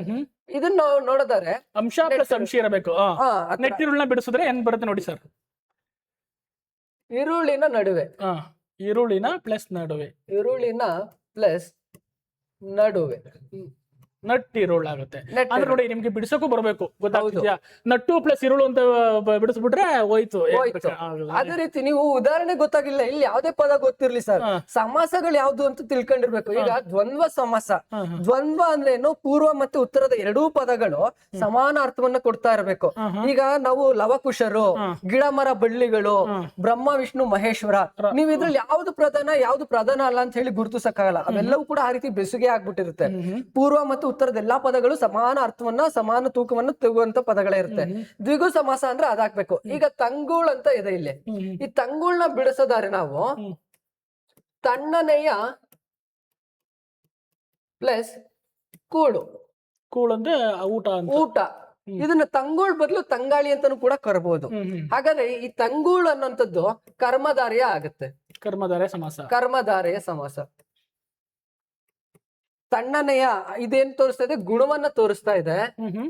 ಇದೇನ್ ತೋರಿಸ್ತಿದೆ ಅಂತಂದ್ರೆ ನಾಮಪದ ಆಗಿರ್ಬೇಕಿದು, ನಾಮಪದ ಆಗಿರ್ಬೇಕು. ಗುಣಪದ ಪೂರ್ವದಲ್ಲಿ, ನೆಕ್ಸ್ಟ್ ಅದ್ರಲ್ಲಿ ನಾಮಪದವನ್ನ ಬರಂದ್ರೆ ಏನಾಗುತ್ತೆ ಅಂದ್ರೆ ಅದು ಕರ್ಮಧಾರಯ ಸಮಾಸ ಆಗ್ತಾ ಹೋಗುತ್ತೆ. ಅದೇ ತರ ಇಲ್ಲಿ ಪೇರಡವಿ ಅಂತ ಇದೆ, ಕರ್ಮಧಾರಯ ಸಮಾಸ ಅಂತ ಇದೆ. ಪೇರಡವಿ ನಾವು ಈಗ ಆಗ್ಲೇ ದಟ್ಟ ಕಾಡು ಅಂತ ಹೇಳಿ ಹೊಸಗನ್ನಡದಲ್ಲಿ ಬಳಸ್ತಿದ್ವಿ. ಪೇರ್ ಅಂದ್ರೆ ದಟ್ಟ, ಪೇರು ಪ್ಲಸ್ ಅಡವಿ. ಅದೇ ಇದೇ ಎಕ್ಸಾಂಪಲ್ ಆಯ್ತು. ಇಲ್ಲಿ ಏನ್ ಹೇಳ್ತೈತೆ, ಇದು ಫಸ್ಟ್ ಅದ್ರ ಅಡವಿ ಅನ್ನೋದು ನಾಮಪದ, ಕರ್ಮಧಾರಯ ಸಮಾಸ, ಇದು ರೈಟ್ ಆನ್ಸರ್ ಇದೆ. ಅಂಶೆ ನೆಟ್ಟುರುಳು, ಇರುಳಿನ ನಡುವೆ ಅನ್ನೋದು ಸರಿ ಹೋಯ್ತು. ನಮ್ಗೆ ಇಲ್ಲಿ ಯಾವ್ದು ತಪ್ಪಾಗಿದೆ, ತಂಗುಳ್ ಅನ್ನೋದು ಕರ್ಮಧಾರಯ ಆಗ್ಬೇಕಿತ್ತು. ದ್ವಂದ್ವ ಸಮಾಸಕ್ಕೆ ಅಲ್ಲಿ ಲವಕುಶರೋ ಗಿಡ ಮರ ಬಳ್ಳಿಗಳೋ ಬರ್ಬೇಕಿತ್ತು. ಇದು ಸಮಾಸಕ್ಕೆ ಸರಿಯಾದ ಉದಾಹರಣೆ ಅಲ್ಲ. ಹಾಗಾಗಿ ಇಲ್ಲಿ ಹೊಂದಿಕೆ ಜೋಡಿ ಅಂತ ಕೇಳಿದರೆ ರೈಟ್ ಆನ್ಸರ್. ಈ ಮುಂದಿನ ಕವಿ ಮತ್ತು ಕೃತಿಗಳ ಯಾವ ಜೋಡಿಗಳು ಸರಿಯಾಗಿದೆ ಅಥವಾ ಸರಿಯಾಗಿವೆ ಅಂತ ಹೇಳಿ ಅಂದ್ರೆ ಕೇಳಿದ್ರೆ ಒಂದು ಇರ್ಬೋದು ಎರಡು ಎರಡಾದ್ರೂ ಇರಬಹುದು. ಯಾಕೆ ಸರಿಯಾಗಿದೆ ಅಂತ ಹೇಳಿ ಇದೊಂದೇ ಮೋಸ್ಟ್ಲಿ ಸಾಹಿತ್ಯಕ್ಕೆ ಸಂಬಂಧಪಟ್ಟಿರ್ತಕ್ಕಂತ ಒಂದು ಪ್ರಶ್ನೆ. ನೋಡಿ, ಸಾಹಿತ್ಯಕ್ಕೆ ಸಂಬಂಧಪಟ್ಟಂತ ಪ್ರಶ್ನೆಗಳು ಅಷ್ಟೇ. ನಿಮಗೆ ಹಳೆಗನ್ನಡದ ಕವಿಗಳಿಂದ ಹಿಡಿದು ಹೊಸಗನ್ನಡದ ಕವಿಗಳವರೆಗೂ ಅವರ ಕೃತಿಗಳ ಗೊತ್ತಿರಬೇಕು, ಅವರ ಕಾವ್ಯನಾಮಗಳ ಗೊತ್ತಿರಬೇಕು, ಆ ಕೃತಿಗಳಲ್ಲಿ ಬರುವ ಮೇಜರ್ ಆ ಕಥಾ ನಾಯಕರುಗಳ ಬಗ್ಗೆ ಗೊತ್ತಿರಬೇಕು, ಆ ಸ್ಟೋರಿ ಬಗ್ಗೆ ಗೊತ್ತಿರಬೇಕು. ಕೆಲವು ಸತಿ ಏನಾಗುತ್ತೆ, ಅದ್ರ ಥೀಮ್ ಕೇಳ್ಬಿಡ್ತಾರೆ. ಈಗ ಪಾತ್ರಗಳನ್ನ ಕೊಟ್ಬಿಟ್ಟು ಪಾತ್ರಗಳನ್ನ ಕೇಳ್ತಾರೆ. ಈಗ ಮಲೆಗಳಲ್ಲಿ ಮದುಮಗಳಲ್ಲಿ ಬರ್ತಾವಲ್ಲ ಕೆಲವು ಪಾತ್ರಗಳು ಹೇಳಿ, ಹೌದು, ಕುನ್ನಿ ಬರ್ಬೋದು, ಹುಲಿಯಾ ಬರ್ಬೋದು, ಹೌದು, ಈ ರೀತಿ ಪಾತ್ರಗಳು ಬರ್ತವೆ. ಮತ್ತೆ ಏನ್ರ ಬಗ್ಗೆ ಯಾವ ಒಂದು ಮಲೆನಾಡಿನ ಚಿತ್ರಣ ಬಗ್ಗೆ ಒಡಲಾಳದಲ್ಲಿ ಕೇಳ್ಬಿಡ್ಬೋದು. ಹೌದು, ಈ ರೀತಿ ಪ್ರಮುಖ ಪಾತ್ರಗಳು ಅಂದ್ರೆ ಕನ್ನಡ ಸಾಹಿತ್ಯದಲ್ಲಿ ಕೆಲವು ಪಾತ್ರಗಳು ತುಂಬಾ ಪರಿಣಾಮಗಳನ್ನ ಬೀರಿದರ ಅಂತ ಪ್ರಮುಖ ಕಾದಂಬರಿಗಳು ಯಾವ್ದಿದೆಯಲ್ಲ ಅದ್ರ ಬಗ್ಗೆ ಅದ್ ಯಾವ ಕಥಾವಸ್ತು ಏನೋ ಅವುಗಳ ಪಾತ್ರಗಳೇನು ಅನ್ನೋ ತಿಳ್ಕೊಂಡ್ಬಿಟ್ರು ಬಹಳ ಉಪಯೋಗ ಆಗುತ್ತೆ. ಅದಕ್ಕೆ ಈಗ ಇವರು ಕೌಶಿಕ್ ಸರ್ ಪ್ರತಿ ಲಿಟರೇಚರ್ ಅಲ್ಲಿ ಯಾವ್ಯಾವ ಕ್ವಶನ್ಸ್ ಬಂದಿದೆ ಅಂತ ಪಾಠ ಮಾಡ್ತಿರ್ತಾರೆ. ಆ ಕ್ಲಾಸ್ಗಳನ್ನ ನಿಮ್ಗೆ ಮುಂದಿನ ದಿನಗಳಲ್ಲಿ ಅಪ್ಲೋಡ್ ಮಾಡ್ತಾ ಹೋಗ್ತಾರೆ. ನೀವು ಉಚಿತವಾಗಿ ನೋಡಬಹುದು, ಗೊತ್ತಾಗ್ತಿದೆಯಾ. ಅಂದ್ರೆ ಲಿಟರೇಚರ್ ಅಲ್ಲಿ ಯಾವ್ಯಾವ ಈ ತರದವು ಅಂದ್ರೆ ಇವನ್ ಅಂದ್ರೆ ಹಳೆಗನ್ನಡದ ಕವಿಗಳಿಂದ ಹಿಡಿದು ಹೊಸಗನ್ನಡದ ಕವಿಗಳ ಬಗ್ಗೆ ಎಲ್ಲರ ಬಗ್ಗೆನೂ ವಿಶ್ಲೇಷಣೆ ಮಾಡಿ ಹೇಳ್ತಾರೆ. ಮತ್ತೆ ಯಾವ್ಯಾವ ಪ್ರಮುಖ ಸಾಹಿತ್ಯ ಕೃತಿಗಳ ಬಗ್ಗೆ ವಿಶ್ಲೇಷಣೆ ಮಾಡ್ತಾರೆ, ಆ ಸಾಹಿತ್ಯ ಕೃತಿಗಳ ಥೀಮ್ ಬಗ್ಗೆ ಹೇಳ್ತಾರೆ, ಆ ಸಾಹಿತ್ಯ ಕೃತಿಗಳಲ್ಲಿ ಬರುವ ಕೆಲವು ಪಾತ್ರಗಳ ಬಗ್ಗೆ ಎಕ್ಸ್ಪ್ಲೇನ್ ಮಾಡ್ತಾರೆ. ಮತ್ತೆ ಏನು ಚಂಪು ಸಾಹಿತ್ಯ ಅಂದ್ರೆ ಏನು, ತ್ರಿಪದಿಗಳಂದ್ರೇನು, ಸಾಂಗತ್ಯ ಅಂತಂದ್ರೇನು, ಅದ್ರ ಬಗ್ಗೆ ಎಕ್ಸ್ಪ್ಲೇನ್ ಮಾಡ್ತಾರೆ. ಮತ್ತೆ ಇನ್ನ ಏನ್ ಬರುತ್ತೆ ಕವಿಗಳ ಬಗ್ಗೆ, ಯಾವ ಕಾಲಘಟ್ಟದಲ್ಲಿ ಯಾವ ಕವಿಗಳಿದ್ರು, ಅವರ ಮತಗಳು ಯಾವ್ದು ಬರುತ್ತೆ ಅದು ಬಹಳ ಇಂಪಾರ್ಟೆಂಟ್. ಯಾವ ರಾಜಾಶ್ರಯದಲ್ಲಿ ಇದ್ರು, ಯಾವ ಧರ್ಮಕ್ಕೆ ಸೇರಿದವರು, ಇದೆಲ್ಲವೂ ಕೂಡ ಬಹಳ ಇಂಪಾರ್ಟೆಂಟ್ ಆಗ್ತಾ ಹೋಗುತ್ತೆ ಸರ್. ಅವ್ರು ಮುಂದಿನ ದಿನಗಳ ಕ್ಲಾಸ್ಗಳನ್ನ ಮಾಡ್ತಾ ಹೋಗ್ತಾರೆ, ನೀವು ಅವ್ರ ಕ್ಲಾಸ್ಗಳನ್ನ ವಾಚ್ ಮಾಡಬಹುದು. ನೆಕ್ಸ್ಟ್ ಈ ಕ್ವಶನ್ ಬನ್ನಿ ಸರ್. ಈಗ ಕವಿ ಮತ್ತೆ ಆ ಕೃತಿಗಳನ್ನ ಗುರ್ತು ಮಾಡ್ತಾ ಹೋಗ್ಬೇಕು ಸರ್. ರತ್ನಾಕರ ವರ್ಣಿ ಬರೆಯೋದು ಭರತೇಶ ವೈಭವ, ಇವನ್ ಬರೆಯೋದು ಇದು ಸಾಂಗತ್ಯದ ಕೃತಿ. ನೋಡಿ, ಭರತೇಶ ವೈಭವ ಅನ್ನೋದು ಈ ಭರತ ಬಾಹುಬಲಿ ಅನ್ನು ಹೇಳ್ತಾರಲ್ಲ, ಈ ಋಷಭನಾಥನ ಇಬ್ಬರು ಮಕ್ಕಳ ಇದಾರಲ್ಲ, ಆ ಇಬ್ಬರು ಮಕ್ಕಳಲ್ಲಿ ಭರತನ ಬಗ್ಗೆ, ಹಿರಿಯ ಮಗನಾದ ಭರತನ ಬಗ್ಗೆ ರತ್ನಾಕರ್ಣಿ ಬರೀತಾರೆ. ಗೊತ್ತಾಗ್ತದೆ ಭರತ ಯಾವ ರೀತಿ ಇದ್ದ, ಅವನ ಲೈಫ್ ಸ್ಟೈಲ್ ಆಗಿತ್ತು, ಅವನು ಯಾವ ರೀತಿ ಏನು ಸುಖದಲ್ಲಿದ್ರು ಸಹ ಏನಾಗುತ್ತೆ ಅವನು ಆಧ್ಯಾತ್ಮನ ಹೆಂಗೆ ಪಾಲನೆ ಮಾಡ್ತಾ ಇದ್ದ, ಗೊತ್ತಾಗ್ತದೆ. ತುಂಬಾ ಚೆನ್ನಾಗಿದೆ. ಯಾಕಂದ್ರೆ ಇದರಲ್ಲಿ UPSC ನಲ್ಲಿ ಸಾಹಿತ್ಯದಲ್ಲಿ ಬರುತ್ತೆ. ನಿಮ್ಗೆ ಅಷ್ಟು ಡೆಪ್ತ್ ಬೇಕಾಗಿಲ್ಲ ಅಂದ್ರು ಅಟ್ಲೀಸ್ಟ್ ಭರತೇಶ ವೈಭವ ಏನ್ರ ಬಗ್ಗೆ ಅಂತ ಗೊತ್ತಿರಬೇಕು ನಿಮಗೆ. ಯಾಕಂದ್ರೆ ಎಕ್ಸಾಮ್ ನಾಳಲ್ಲಿ ಟಫ್ ಆಗ್ತಾ ಹೋಗ್ತಾ ಹೋದಂಗೆ ಅದ್ರ ಬಗ್ಗೆ ಇನ್ ಡೆಪ್ತ್ ಆಗಿ ಹೋಗ್ತಾರೆ, ಗೊತ್ತಾಗ್ತಿದೆ. ಹಾಗಾಗಿ ರತ್ನಾಕರ ವರ್ಣಿ ಭರತೇಶ ವೈಭವನ ಬರೆದ್ರೆ, ಭರತನ ವೈಭವ, ಭರತೇಶ ವೈಭವ. ಇನ್ನು ಅದೇ ರೀತಿ ಚಾಮರಸನ ಪ್ರಭುಲಿಂಗ ಲೀಲೆ. ನಾವು ಯೂಶಲಿ ಸರ್ ಓದುವಾಗ ಏನ್ ಮಾಡ್ಬೇಕು ಅಂದ್ರೆ ಬೆಸ್ಟ್ ಪಾರ್ಟ್ ಏನಂದ್ರೆ ಕವಿಗಳ ಹೆಸರನ್ನ ಸೇರಿಸಿ ಆ ಕೃತಿಯ ಹೆಸರನ್ನ ಪ್ರಾಕ್ಟೀಸ್ ಮಾಡ್ತಾರೆ. ಈಗ ಚಾಮರಸನ ಪ್ರಭುಲಿಂಗ ಲೀಲೆ, ಗುಡ್, ಈ ತರ ಹೇಳ್ತಾ ಹೋಗ್ಬೇಕು. ರತ್ನಾಕರ ವರ್ಣಿಯ ಭರತೇಶ ವೈಭವ, ಲಕ್ಷ್ಮೀಶನ ಜೈಮಿನಿ ಭಾರತ, ಕುಮಾರವ್ಯಾಸನ ಗದುಗಿನ ಭಾರತ, ಕರ್ನಾಟಕ ಕಥಾ ಮಂಜರಿ. ಈ ತರನೇ ಪ್ರಾಕ್ಟೀಸ್ ಮಾಡ್ಬಿಟ್ರೆ ಅದ್ ಬೇಕು ಬೇಡ ನಮ್ಮ ಹೌದು. ಆ ರೀತಿ ಇದು ಚಾಮರಸ ಪ್ರಭುಲಿಂಗ ಬಂದು ಅಲ್ಲಮನ್ ಪ್ರಭು ಬಗ್ಗೆ ಬರ್ದಿರೋದು, ಅಲ್ಲಮ ಪ್ರಭು. ಇನ್ನು ಲಕ್ಷ್ಮೀಶ ಮತ್ತು ಕುಮಾರ ವಾಲ್ಮೀಕಿ ಇದೆ ಸರ್. ಲಕ್ಷ್ಮೀಶ ಗದುಗಿನ ಭಾರತ ಬರೆಯಲ್ಲ, ಗದುಗಿನ ಭಾರತ ಬರೆಯುವಂತದ್ದು ಕುಮಾರ ವ್ಯಾಸ. ಕುಮಾರ ವ್ಯಾಸ. ಹಾಗಿದ್ರೆ ಲಕ್ಷ್ಮೀಶ ಬರೆಯೋ ಕೃತಿ ಯಾವ್ದು ಅಂತಂದ್ರೆ ಲಕ್ಷ್ಮೀಶ ಜೈಮಿನಿ ಭಾರತವನ್ನ ಬರೀತಾನೆ. ಲಕ್ಷ್ಮೀಶ. ಕುಮಾರ ವಾಲ್ಮೀಕಿ ಬರೆಯೋದು ತೊರುವೆ ರಾಮಾಯಣ. Yes, correct. ತೊರುವೆ ರಾಮಾಯಣ. ಇವೆಲ್ಲ ಕವಿಗಳು ಒಂದೇ ಕಾಲಘಟ್ಟದಲ್ಲಿ 14-15 ಶತಮಾನದಲ್ಲೇ ಬಂದ್ಬಿಡ್ತಾರೆ ಸರ್ ಇವರೆಲ್ಲರೂ ಕೂಡ. 14ರಿಂದ 15ನೇ ಶತಮಾನದಲ್ಲಿ ಬರ್ತಾರೆ. ಅದೇ ನೀವು ಹೇಳ್ದಂಗೆ ಮುಂದೆ ಇನ್ನು ದಿನಗಳಲ್ಲಿ ಇದೆಲ್ಲವೂ ಕೂಡ ಒಂದು ಕಾದಂಬರಿ ಅಥವಾ ಒಂದು ಕೃತಿಯ ಪಾತ್ರಗಳು ಬರ್ಬೋದು, ಅಥವಾ ಇಲ್ಲಿ ಕೊಟ್ಟಿರ್ತಕ್ಕಂತಹ ಕವಿಗಳನ್ನೇ ಕಾಲಾನುಕ್ರಮದಲ್ಲೂ ಕೇಳಬಹುದು. ಈ ತರ ಸಾಧ್ಯತೆಗಳು ಕೂಡ ಇದೆ. ಖಂಡಿತ. ಹಾಗಾದ್ರೆ ಸರಿಯಾದ ಉತ್ತರನ ನಾವು ಹುಡುಕ್ತಾ ಹೋಗೋಣ. ಸರಿಯಾದ ಉತ್ತರ ಯಾವುದು ಸರಿಯಾಗಿದೆ ಅಂತ ಹೇಳಿ ಕೇಳಿದರೆ ರತ್ನಾಕರ ವರ್ಣಿ ಮತ್ತು ಭರತೇಶ ಸರಿಯಾಗಿದೆ. ಚಾಮರಸ ಮತ್ತು ಪ್ರಭುಲಿಂಗ ಅಲ್ಲಿ AB ಸರಿಯಾಗುತ್ತೆ. ರೈಟ್ ಆನ್ಸರ್ A ಮತ್ತು B ಎರಡನೇದು ರೈಟ್ ಆನ್ಸರ್ ಆಗುತ್ತೆ ಸರ್. Okay, next. ಅದಾದ ನಂತರದಲ್ಲಿ ಇನ್ನೊಂದು ಪ್ರಶ್ನೆ ನಾವು ನೋಡೋದಾದ್ರೆ, ತೆಗೆದ ಪರ್ ಈ ಪದದಲ್ಲಿರುವ ಕಾಲಸೂಚಕ ಪ್ರತ್ಯಯವನ್ನು ಗುರುತಿಸಿ ಅಂತ ಹೇಳಿ ಕೊಟ್ಟಿದ್ದಾರೆ ಸರ್. ಈ ಕಾಲಸೂಚಕ ಪ್ರತ್ಯಯಗಳು ಇವೆಲ್ಲ ಈ ತೆಗೆದ ಪರ್ ಅನ್ನಂಥದ್ದು ಸ್ವಭಾವ ನೋಡ್ಕೊಬೇಕು. ಇದು ಯಾವ್ದೋ ನಾಮಪದಕ್ಕೆ ಸಂಬಂಧ ಪಡಕ್ ಬರೋದಿಲ್ಲ, ಇದೆಲ್ಲವೂ ಕೂಡ ಕ್ರಿಯಾಪದಕ್ಕೆ ಸಂಬಂಧಪಟ್ಟಿರುತ್ತೆ ಸರ್. ಇದು ಆಯ್ತಾ.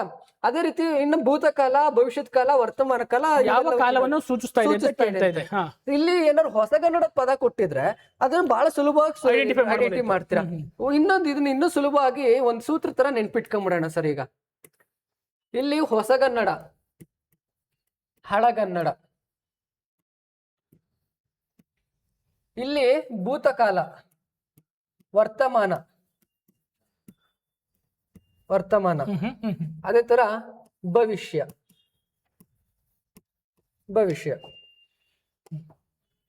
ಭೂತಕಾಲದಲ್ಲಿ ನಾವೇನ್ ಮಾಡ್ತೀವಿ, ಹೋದನು, ಬಂದನು, ದಾ ಅನ್ನೋ ಅಕ್ಷರನ್ನ ಬಳಸ್ತೀವಿ ಭೂತಕಾಲಕ್ಕೆ, ದಾ ಅನ್ನುವಂಥದ್ದು.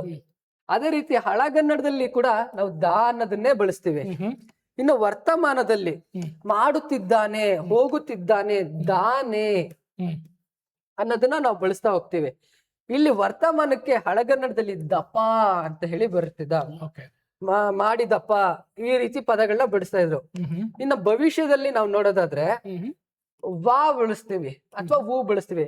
ಮಾಡುವನು, ಹೋಗುವನು, ಇದನ್ನ ಹಳಗನ್ನಡದಲ್ಲೂ ಕೂಡ ವಾ ಅಥವಾ ಉವಾ ಅಂತ ಹೇಳಿ ಬಳಸ್ಬೋದು. ನೀವು ಅಲ್ಲಿ ಯಾವುದೇ ಪದ ಕೊಟ್ಟಿರ್ಲಿ ಸರ್, ಇದು ನಮ್ಮ ತಲೆಯಲ್ಲಿತ್ತು ಅಂತಂದ್ರೆ ಈ ಪ್ರಶ್ನೆ ಬಹಳ ಸುಲಭವಾಗಿ ಗುರುತಿಸ್ಬೋದು. ನೋಡಿ, ವರ್ತಮಾನದಲ್ಲಿ ದಪ ಅನ್ನೋದ್ ಬಂದಿದೆ, ನಾವು ಆ ಪದದಲ್ಲಿ ಗುರುತಿಸ್ಬೋದು. ತೆಗೆದಪ್ಪಂ ಆಗ್ಬಿಟ್ಟಿದ್ರೆ ಅದು ಭೂತಕಾಲ ಆಗ್ಬಿಡುತ್ತೆ. ತೆಗೆದಪ್ಪರ್ ಇರೋದ್ರಿಂದ ಅದೇನಾಗಿತ್ತು, ವರ್ತಮಾನ ಕಾಲ ಆಯ್ತು ಸರ್. ವರ್ತಮಾನ ಕಾಲ ಇಸ್ ದ ರೈಟ್ ಆನ್ಸರ್. ಇದು ರೈಟ್. Okay, done sir. ಈ ರೀತಿ ಇದೆ ಸರ್. ಬೇಕಾದ್ರೆ ನೋಟ್ ಮಾಡ್ಕೊಳ್ಳಿ ಇದನ್ನ, ನಿಮ್ ಮುಂದೆ ಯಾವಾಗಲಾದ್ರು ಬೇಕಾಗತ್ತೆ. ಅದೇ ರೀತಿ ಅಲ್ಲಿ ದೂರದಲ್ಲಿ ಆ ಹೊಂಗೆ ಮರಗಳ ತಾಟಿಸಿ ಇದರ ಸರಿಯಾದ ಗ್ರಾಂಥಿಕ ರೂಪವನ್ನ ಕೇಳಿದ್ರೆ, ಅಂದ್ರೆ ಇದೊಂದು ಆಡು ಭಾಷೆಯಲ್ಲಿ ಇರುತ್ತಂತ ವಾಕ್ಯ ಕೊಟ್ಟು ಇದ್ರ ಬರವಣಿಗೆ ರೂಪ ಯಾವ್ದು ಸರಿ ಅಂತ ಕೇಳಿದ್ರೆ, ಗ್ರಾಂಥಿಕ ರೂಪ ಅಂತ ಹೇಳಿ ಕೇಳಿದಾರೆ. ಅಂದ್ರೆ ಗ್ರಾಂಥಿಕ ರೂಪ ಅಂದ್ರೆ ಬರವಣಿಗೆ ರೂಪ, ಬಹಳ ಸುಲಭವಾಗಿ. ಇಲ್ಲಿ ನಾವು ನೋಡೋದಲ್ಲಿ ಬಳಸುವ ಭಾಷೆಯ ರೂಪವನ್ನ ಕೇಳಿದ್ದಾರೆ. ಅದ್ರಲ್ಲಿ ಅಲ್ಲಿ ದೂರದಲ್ಲಿ ಹೊಂಗೆ ಮರಗಳ ತಟದಲ್ಲಿ ಅಂತ ಇಲ್ಲಿ ಆ ಹೊಂಗೆ ಮರ ಅಂತ ಇದೆ. ಇಲ್ಲಿ ಮೊದಲನೇದ್ರಲ್ಲಿ ಆ ಅನ್ನೋದು ಬಿಟ್ಟೋಗಿದೆ, ಮೊದಲನೇದಿಲ್ಲ. ಅದೇ ತರ ಅಲ್ಲಿ ದೂರದಲ್ಲಿ ಆ ಹೊಂಗೆ ಮರಗಳ ದಡದಲ್ಲಿ ಅಂತ ಇದೆ. ಇನ್ನು ಮೂರನೇದಲ್ಲಿ ನಾವು ನೋಡಿದ್ರೆ ಅಲ್ಲಿ ದೂರದಲ್ಲಿ ಆ ಹೊಂಗೆ ಇದೆ, ಹೊಂಗೆ ಇಲ್ಲ, ಓ ಇದೆ. ಹಾಗಾಗಿ ಇದು ಗ್ರಾಂಥಿಕ ರೂಪ ಅಲ್ಲ, ಸ್ಪೆಲ್ಲಿಂಗು ತಪ್ಪಾಗುತ್ತೆ. ಅಲ್ಲಿ ದೂರದಲ್ಲಿ ಆ ಹೊಂಗೆ ಮರಗಳ ಬುಡದಲ್ಲಿ ಅಂತ ಇದೆ. ಹಂಗಾರೆ ನಮಗಿಲ್ಲ ಆನ್ಸರ್ ಒಂದು ಏನಾಗ್ಬೇಕು, ಎರಡಾಗ್ಬೇಕು, ಇಲ್ಲ ಇದಾಗ್ಬೇಕು. ಅನೇಕರು ಏನ್ ಮಾಡ್ಕೊಳ್ತಾರೆ, ಮರ ಇರೋದ್ರಿಂದ ಓ ಆ ಮರದ ಬುಡದಲ್ಲಿ ಅನ್ನೋದು ಸರಿಯಾದ ಅಂತ ಅನ್ಕೋತಾರೆ. ಈ ತಟ ಅನ್ನೋದ್ರ ಅರ್ಥ ಏನು ಅಂತ ತಿಳ್ಕೊಂಡಿರ್ಬೇಕು ನಾವು. ತಟಾಸಿ ಅಂತ ಹೇಳ್ತಾರೆ, ಈ ನದಿಯ ತಟದಲ್ಲಿ ತಟ ಅಂತ ಹೇಳಿ ಬರ್ತದೆ. ತಟ ಅನ್ನೋದು ದಡ ಅನ್ನೋ ಅರ್ಥದಲ್ಲಿ ಬೆಳೆಸ್ತಾ ಹೋಗ್ತಾ ಇರ್ತೀವಿ. ಮರಗಳ ದಡದಲ್ಲಿ ಅಂತ ಏನಿದೆಯಲ್ಲ, ಇದು ಸರಿಯಾದ ಕ್ರಮ, ಬರವಣಿಗೆ ಸರಿಯಾದ ಕ್ರಮ, ಅಂದ್ರೆ ಗ್ರಾಂಥಿಕ ರೂಪ. ಅಲ್ಲಿ ದೂರದಲ್ಲಿ ಆ ಹೊಂಗೆ ಮರಗಳ ತಾಟಿಸಿ ಅಂದ್ರೆ ಅಲ್ಲಿ ದೂರದಲ್ಲಿ ಆ ಹೊಂಗೆ ಮರಗಳ ದಡದಲ್ಲಿ ಅನ್ನೋದು ಸರಿಯಾದ ಉತ್ತರ ಆಗುತ್ತೆ. ಓಕೆ ಸರ್, ನೆಕ್ಸ್ಟ್ ನೋಡ್ತಾ ಹೋಗೋಣ. ಇನ್ನ 12ನೇದು ಹೊಂದಿಸಿ ಬರೆಯಿರಿ. ಇದು ಪತ್ರ ಲೇಖನಕ್ಕೆ ಸಂಬಂಧಪಟ್ಟಿರುವಂತದ್ದು, ಅಂದ್ರೆ ಲೇಖನ ಚಿಹ್ನೆಗಳು. ಓಕೆ, ನೋಡಿ, ಮೊದ್ಲೇನಾಗ್ತಿತ್ತು, ಪತ್ರ ಲೇಖನ ನೀವು ಬರಿತಾ ಇದ್ರಿ. ಬಟ್ ಆದ್ರೆ ಈಗ ಏನಾಗ್ತಿ, ಯಾರು ಪತ್ರ ಲೇಖನ ಮಾಡಲ್ಲ, ಬರೆಯಲ್ಲ. ಎಲ್ಲರನ್ನು ಏನ್ ಮಾಡ್ತಾರೆ, ವಾಟ್ಸ್ಆಪ್ ಅಲ್ಲಿ, ಇನ್ಸ್ಟಾಗ್ರಾಮ್ ಅಲ್ಲಿ ಮೆಸೇಜ್ ಮಾಡ್ತಾರೆ. ನೋಡಿ, KE ನಲ್ಲಿ ಹಂಗೆ ಟ್ವಿಸ್ಟ್ ಮಾಡ್ತಾನೆ ಅಂತಂದ್ರೆ ಇದನ್ನ ಯಾರು ಎಕ್ಸ್ಪೆಕ್ಟೇ ಮಾಡ್ತಿರಲ್ಲ ಕ್ವಶನ್ಸ್. ಈ ರೀತಿಯ ಕ್ವಶನ್ಸ್ ಕೊಡ್ತಾರೆ. ಅಂದ್ರೆ ಅವ್ನಿಗೆ ಗ್ರಾಮರ್ ಅಂದ್ರೆ ನಾವೇನ್ ಮೊದ್ಲು ಗ್ರಾಮರ್ ಅಂದ್ರೆ ಏನ್ ಮಾಡ್ತೀವಿ ಗೊತ್ತಾ, KPSC ನಲ್ಲಿ ಗ್ರಾಮರ್ ಅಂದ್ರೆ ಹೆಂಗ್ ಗೊತ್ತ ಮಾಡ್ತಿದ್ರು ಕೌಶಿಕ್ ಸರ್? ಮೊದ್ಲು ಗ್ರಾಮರ್ ಅಂದ್ರೆ ಬರೀ ಸಂಧಿ, ಸಮಾಸ, ದುರುಕ್ತಿ, ಅನುಕರಣ, ಜೋಡು ನುಡಿ, ಇವ್ರ ಮೇಲೆ ಕ್ವಶನ್ಸ್ ಬರ್ತಾ ಇತ್ತು. ಆಮೇಲೆ ವಾಕ್ಯಗಳನ್ನು ಜೋಡಿಸಿ ಬರೆಯೋದು. ಹೌದು, APQRS ಅಂತ ಕೊಟ್ಬಿಡೋರು, ಒಂದಷ್ಟು ಹೇಳಿಕೆ ಕ್ರಮ, ಹಿರಿಕೆ ಕ್ರಮ ಕೊಟ್ಬಿಟ್ಟು ಅದನ್ನ ಜೋಡಿಸಿ ಬರೀಬೇಕು, ಮೀನಿಂಗ್ ಫುಲ್ ಆಗಿ ಬರೀಬೇಕಿತ್ತು. ಆ ತರ ಒಂದು ಕೊಡ್ತಾ ಇದ್ರು. ಅದು ಬಿಟ್ರೆ ಇನ್ನ ಇವು ಏನೋ ನೀವು ಹೇಳ್ದಂಗೆ ಸಮಾಸಗಳ ಬಗ್ಗೆ ಕೇಳ್ತಾ ಇದ್ರು, ಅಲಂಕಾರ ಬಗ್ಗೆ ಕೇಳ್ತಾ ಇದ್ರು. ಬಟ್ ಈಗ ಇವ್ನ ಎಲ್ಲವನ್ನೂ ಕವರ್ ಮಾಡ್ತಾ ಇದ್ದಾರೆ. ಪತ್ರ ಲೇಖನ, ಪ್ರಬಂಧ, ಗಾದೆ, ಮತ್ತೆ ಒಗಟುಗಳು, ಇನ್ನು ಬೇರೆ ಬೇರೆ ಆಯಾಮಗಳು ಏನೇನಿದೆ ಕನ್ನಡ ವ್ಯಾಕರಣದಲ್ಲಿ ಅವನ್ನೆಲ್ಲವನ್ನು ಕವರ್ ಮಾಡ್ತಾನೆ. ಇದು ಒಂದು ಎಕ್ಸಾಂಪಲ್ ಪತ್ರ ಲೇಖನದ ಬಗ್ಗೆ. ಎಕ್ಸ್ಪ್ಲೈನ್ ಮಾಡಿ ಸರ್. ಇದ್ರಲ್ಲಿ ಸರ್ ಒಂದ್ ಕಡೆ ಹೇಳಿ, ಸನ್ಮಾನ್ಯರೇ, ಬೆಂಗಳೂರು, ಉಲ್ಲೇಖ ಮತ್ತು 12ನೇ ಪ್ರಕರಣ, 2ನೇ ಉಪ ಪ್ರಕರಣ ಅಂತ ಹೇಳಿ ಒಂದಷ್ಟು ಪದಗಳನ್ನ ಕೊಟ್ಟಿದ್ದಾರೆ. ಅದಕ್ಕೆ ಇಲ್ಲಿ ಒಂದಷ್ಟು ಲೇಖನ ಚಿಹ್ನೆಗಳ ಹೆಸರನ್ನ ಕೊಟ್ಟಿದ್ದಾರೆ. ಈಗ ಸನ್ಮಾನ್ಯರೇ ಅಂತ ಹೇಳಿ ನಾವು ಅದನ್ನ ಬರ್ದು, ಅಥವಾ ಇಲ್ಲಿ ಹಂಗಾಗ್ತೀವಿ, ಅಥವಾ ಸನ್ಮಾನ್ಯರ ಜಾಗದಲ್ಲಿ ಮಾನ್ಯರೇ ಅಂತ ಕೂಡ ಬರಿತೀವಿ. ಮಾನ್ಯರೇ ಅಂತ ಬರ್ದು ಒಂದ್ ಕಾಮ ಹಾಕಿ ವಿಷಯ ಅಂತ ಬರ್ದ್ಬಿಟ್ಟು ಅದಕ್ಕೆ ಸಂಬಂಧಪಟ್ಟಂಗೆ ಪತ್ರದಲ್ಲಿ ಬರ್ಕೊಂಡು ಹೋಗ್ತೀವಿ. ಹಾಗಿದ್ರೆ ಸನ್ಮಾನ್ಯರ ಪಕ್ಕ ಬರ್ಬೇಕಾದಂತಹ ಲೇಖನ ಚಿಹ್ನೆ ಯಾವುದು ಅಂತಂದ್ರೆ ಅಲ್ಪ ವಿರಾಮ. ಅದೇ ರೀತಿ ನೋಡಿ ಒಂದ್ ಹೇಳ್ತೀನಿ, ಆಮೇಲೆ ಡಿಸ್ಟರ್ಬ್ ಮಾಡಿದೆ. ನೋಡಿ ಈ ಎಲ್ಲಾ ಪದಗಳು ಅಥವಾ ಇವನ್ನೆಲ್ಲ ಎಲ್ಲಿ ಯೂಸ್ ಮಾಡ್ತೀವಿ ಅಂತಂದ್ರೆ ಪತ್ರಲೇಖನ ಅಂದ್ರೆ 2 ತರ ಬರುತ್ತೆ. ಒಂದು ಅಫಿಷಿಯಲ್ ಲೆಟರ್ಸ್, ವೈಯಕ್ತಿಕ ಪತ್ರಗಳು, ವ್ಯವಹಾರಿಕ ಪತ್ರಗಳು ಅಂತ ಬರುತ್ತೆ. ಈ ವೈಯಕ್ತಿಕದಲ್ಲಿ ಬಂದಾಗ ನಾವು ಇವನ್ನೆಲ್ಲ ಯೂಸ್ ಮಾಡಲ್ಲ, ಗೊತ್ತಾಗ್ತಿದೆ. ತೀರ್ಥರೂಪ ತಂದೆಯವರಿಗೆ ಅಂತ ಬರಿತೀವಿ, ಹೌದು, ಅದು ಪ್ರೀತಿ ಅಣ್ಣನವರಿಗೆ ಅಂತ ಬರೆದ್ರೆ ಅದು ವೈಯಕ್ತಿಕ ಪತ್ರಗಳು. ಸನ್ಮಾನ್ಯರೇ ಮಾನ್ಯರೇ ಅಂತ ಬರೆದ್ರೆ ಅದು ಏನಾಗುತ್ತೆ, ಅಫಿಷಿಯಲ್ ಲೆಟರ್ಸ್ ಆಗುತ್ತೆ, ಖಾಸಗಿ ವ್ಯವಹಾರಿಕ ಪತ್ರಗಳಾಗುತ್ತೆ. ಅದರಲ್ಲಿ ವ್ಯವಹಾರಿಕ ಪತ್ರಗಳಲ್ಲಿ ಯಾವ ಪದಗಳನ್ನ ಹಿಂದ್ಗಡೆ ನಾವು ಯಾವ್ಯಾವ ಲೇಖನ ಚಿಹ್ನೆಗಳನ್ನ ಬಳಸ್ತೀವಿ ಕ್ವಶನ್ಸ್ ಕೇಳಿದ್ದಾರೆ. ಹಾಗಾಗಿ ಈಗ ಏನಾಯ್ತು, ಸನ್ಮಾನ್ಯರೇ ಕಾಮ ಆಯ್ತು. ನೆಕ್ಸ್ಟ್ ಬೆಂಗಳೂರು. ಇನ್ನು ಬೆಂಗಳೂರು, ಈಗ ಒಂದು ಅಡ್ರೆಸ್ ಹೇಳ್ಬೇಕಾದ್ರೆ ಕೊನೆಯಲ್ಲಿ ಬಳಸುವಂತದ್ದು ಶ್ರೀ ಗುರುಕುಲ ಅಕಾಡೆಮಿ, 8ನೇ ಮಹಡಿ, SR ನಗರ, ಕಾರ್ಪೊರೇಷನ್ ಸರ್ಕಲ್, ಬೆಂಗಳೂರು. ಬೆಂಗಳೂರು ಅನ್ನೋದು ಕೊನೆಯದಾಗಿ ಒಂದು ಫುಲ್ ಸ್ಟಾಪ್, ಪೂರ್ಣ ವಿರಾಮವನ್ನು ಇಡ್ತೀವಿ, ಮುಗಿಯಿತು. ನೆಕ್ಸ್ಟ್ ಆ ರೀತಿ. ಅದೇ ರೀತಿ ಉಲ್ಲೇಖ ಅಂದ್ರೆ ಈಗ ಯಾವ್ದನ್ನಾದ್ರೂ ನಾವು ಒಂದನ್ನ ಉಲ್ಲೇಖ ಕೊಡ್ತೀವಿ, ಅದಕ್ಕೆ ರೆಫರೆನ್ಸ್ ನ ಕೊಡ್ತೀವಿ ಆ ಪತ್ರಕ್ಕೆ ಸಂಬಂಧಪಟ್ಟಂಗೆ. ಈಗ ನೋಡಿ, ಯಾವುದೇ ಒಂದು ಪತ್ರ ಬರಿಬೇಕಾದ್ರೆ ನಾವು ಫಸ್ಟ್ ಏನ್ ಬರಿತೀವಿ, ವಿಷಯ ಬರಿತೀವಿ. ಹೌದು, ಮಾನ್ಯರೇ ಬರಿತೀವಿ. ಇದೆಲ್ಲ ಏನಾಗುತ್ತೆ, ಯಾವ್ದ್ರಲ್ಲಿ ಬರುತ್ತೆ ಅಂತಂದ್ರೆ ವ್ಯವಹಾರಿಕ ಪತ್ರಗಳ ಪತ್ರ ಬರುತ್ತೆ, ಮತ್ತೆ ಉಲ್ಲೇಖ ಅಂತ ಬರುತ್ತೆ. ಉಲ್ಲೇಖ ಏನಕ್ಕೆ ಆಗ್ತೀವಿ ಅಂದ್ರೆ, ಈಗ ಆಲ್ರೆಡಿ ಒಂದು ಲೆಟರ್ ಬಂದಿರುತ್ತೆ, DC ಅವರಿಂದ ಒಂದು ಲೆಟರ್ ಬಂದಿರುತ್ತೆ, ಅದಕ್ಕೆ ರಿಪ್ಲೈ ಕೊಡ್ಬೇಕಾಗಿರುತ್ತೆ. ಅವಾಗ ಏನ್ ಮಾಡ್ತೀವಿ ನಾವು, ಮಾನ್ಯರೇ ಅಂತ ಬರ್ದ್ಬಿಟ್ಟು ಆಮೇಲೆ ವಿಷಯ ಬರ್ದ್ಬಿಟ್ಟು ಪುಲಿ ಸ್ಟಾಪ್ ಇಟ್ಬಿಟ್ಟು ಈ ವಿಷಯ ಏನಂತ ಬರಿತೀವಿ ಇಲ್ಲಿ, ಆಯ್ತಾ. ನೆಕ್ಸ್ಟ್ ಉಲ್ಲೇಖ ಬರ್ದ್ಬಿಟ್ಟು ಯಾವ ಉಲ್ಲೇಖ, ಇವ್ರು ಯಾರು ಮೊದಲೇ ಒಂದು ಲೆಟರ್ ಕಳ್ಸಿರ್ತಾರಲ್ಲ ಅದ್ರದ್ದು ಉಲ್ಲೇಖ ಆಗ್ತದೆ. ಈ ರೀತಿ ಲೆಟರ್ಗಳನ್ನ ನೀವು ಯೂಶಲಿ ನಿಮ್ಮ ಆರ್ಡರ್ ಕಾಪಿಗಳಲ್ಲಿ ನೋಡಿರ್ತೀರಾ, ಅಥವಾ ನಿಮ್ಮ ಏನು ವ್ಯವಹಾರ ಪತ್ರ ಯಾರು ಒಂದು ಲೆಟರ್ ಬರ್ದಾಗ ರಿಪ್ಲೈ ಕೊಟ್ಟಾಗ ಉಲ್ಲೇಖಗಳನ್ನ ಗಮನಿಸಿರ್ತೀರಾ. ಓಕೆ ಸರ್, ಮುಂದೆ ಬನ್ನಿ ಸರ್. ಈ ರೀತಿ ಸರ್.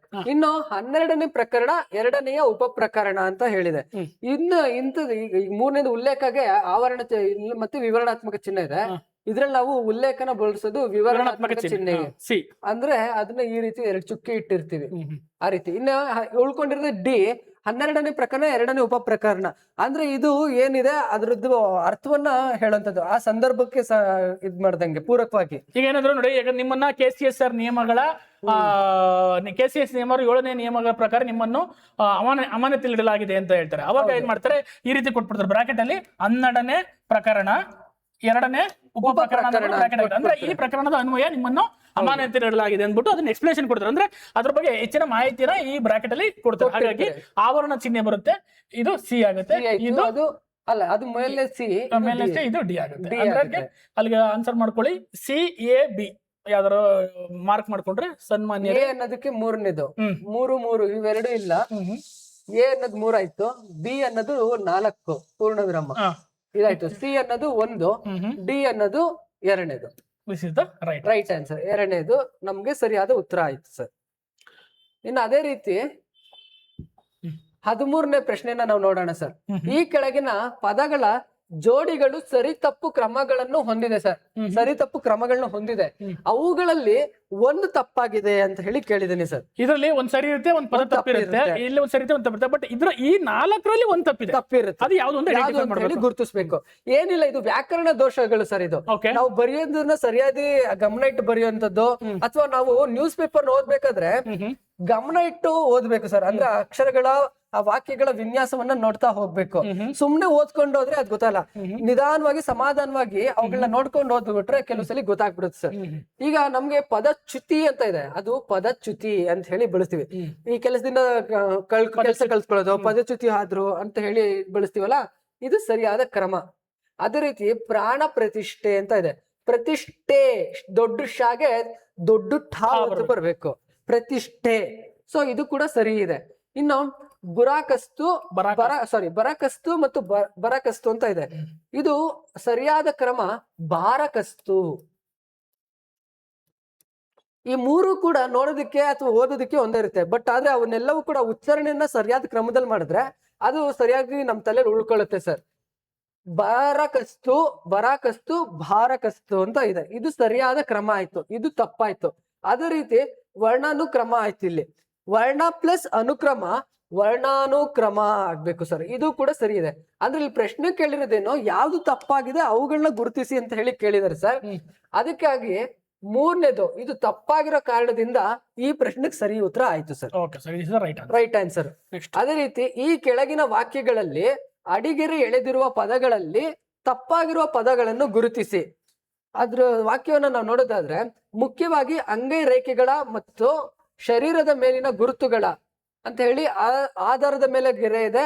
ಮೇಲೆ ಮನುಷ್ಯನ ಭವಿಷ್ಯವನ್ನು ಹೇಳಬಹುದಾದ ಶಾಸ್ತ್ರವೇ ಸಮುದ್ರಿಕ ಅಂತ ಹೇಳಿದೆ ಸರ್. ಅಂಗೈಗೆ ಗೆರೆ ಇದೆ, ಆಧಾರದ ಗೆರೆ ಇದೆ, ಭವಿಷ್ಯವನ್ನು ಗೆರೆ ಇದೆ, ಸಮುದ್ರಿಕ ಅನ್ನೋದು ಗೆರೆ ಇದೆ. ಅಂಗೈ ಅನ್ನೋದ್ರಲ್ಲಿ ಯಾವುದೇ ಅಕ್ಷರದ ತಪ್ಪಿಲ್ಲ ಸರ್, ವ್ಯಾಕರಣ ದೋಷ ಇಲ್ಲ ಅದ್ರಲ್ಲಿ. ಕರೆಕ್ಟ್ ಇದೆ. ಅದೇ ರೀತಿ ಇಲ್ಲಿ ಆಧಾರ ಅಂತ ಇದೆ, ಅದು ಆಧಾರ ಆಗ್ಬೇಕು, ದಾಕ್ಕೆ ದಾ ದೀರ್ಘ ಬರ್ಬೇಕು. ಆಗ್ಬೇಕು, ದೊಡ್ಡ ಧಾ ಬರ್ಬೇಕು. ಹಾಗಾಗಿ ಬಿ ಅನ್ನೋದು ತಪ್ಪಾಯ್ತು, ಇಲ್ಲಿ ಅನ್ನೋದು ನಮ್ಗೆ ತಪ್ಪಿದೆ. ತಪ್ಪಾಯ್ತು. Next, ನೋಡೋಣ. ಇನ್ನ ಭವಿಷ್ಯವನ್ನು ಯಾವುದೇ ರೀತಿಯಾದಂತ ತಪ್ಪಿಲ್ಲ, ಸರಿ ಇದೆ ಇದು. ಅದಕ್ಕೆ ಸ್ಪೆಲ್ಲಿಂಗ್ಗಳು ಗೊತ್ತಿರಬೇಕು.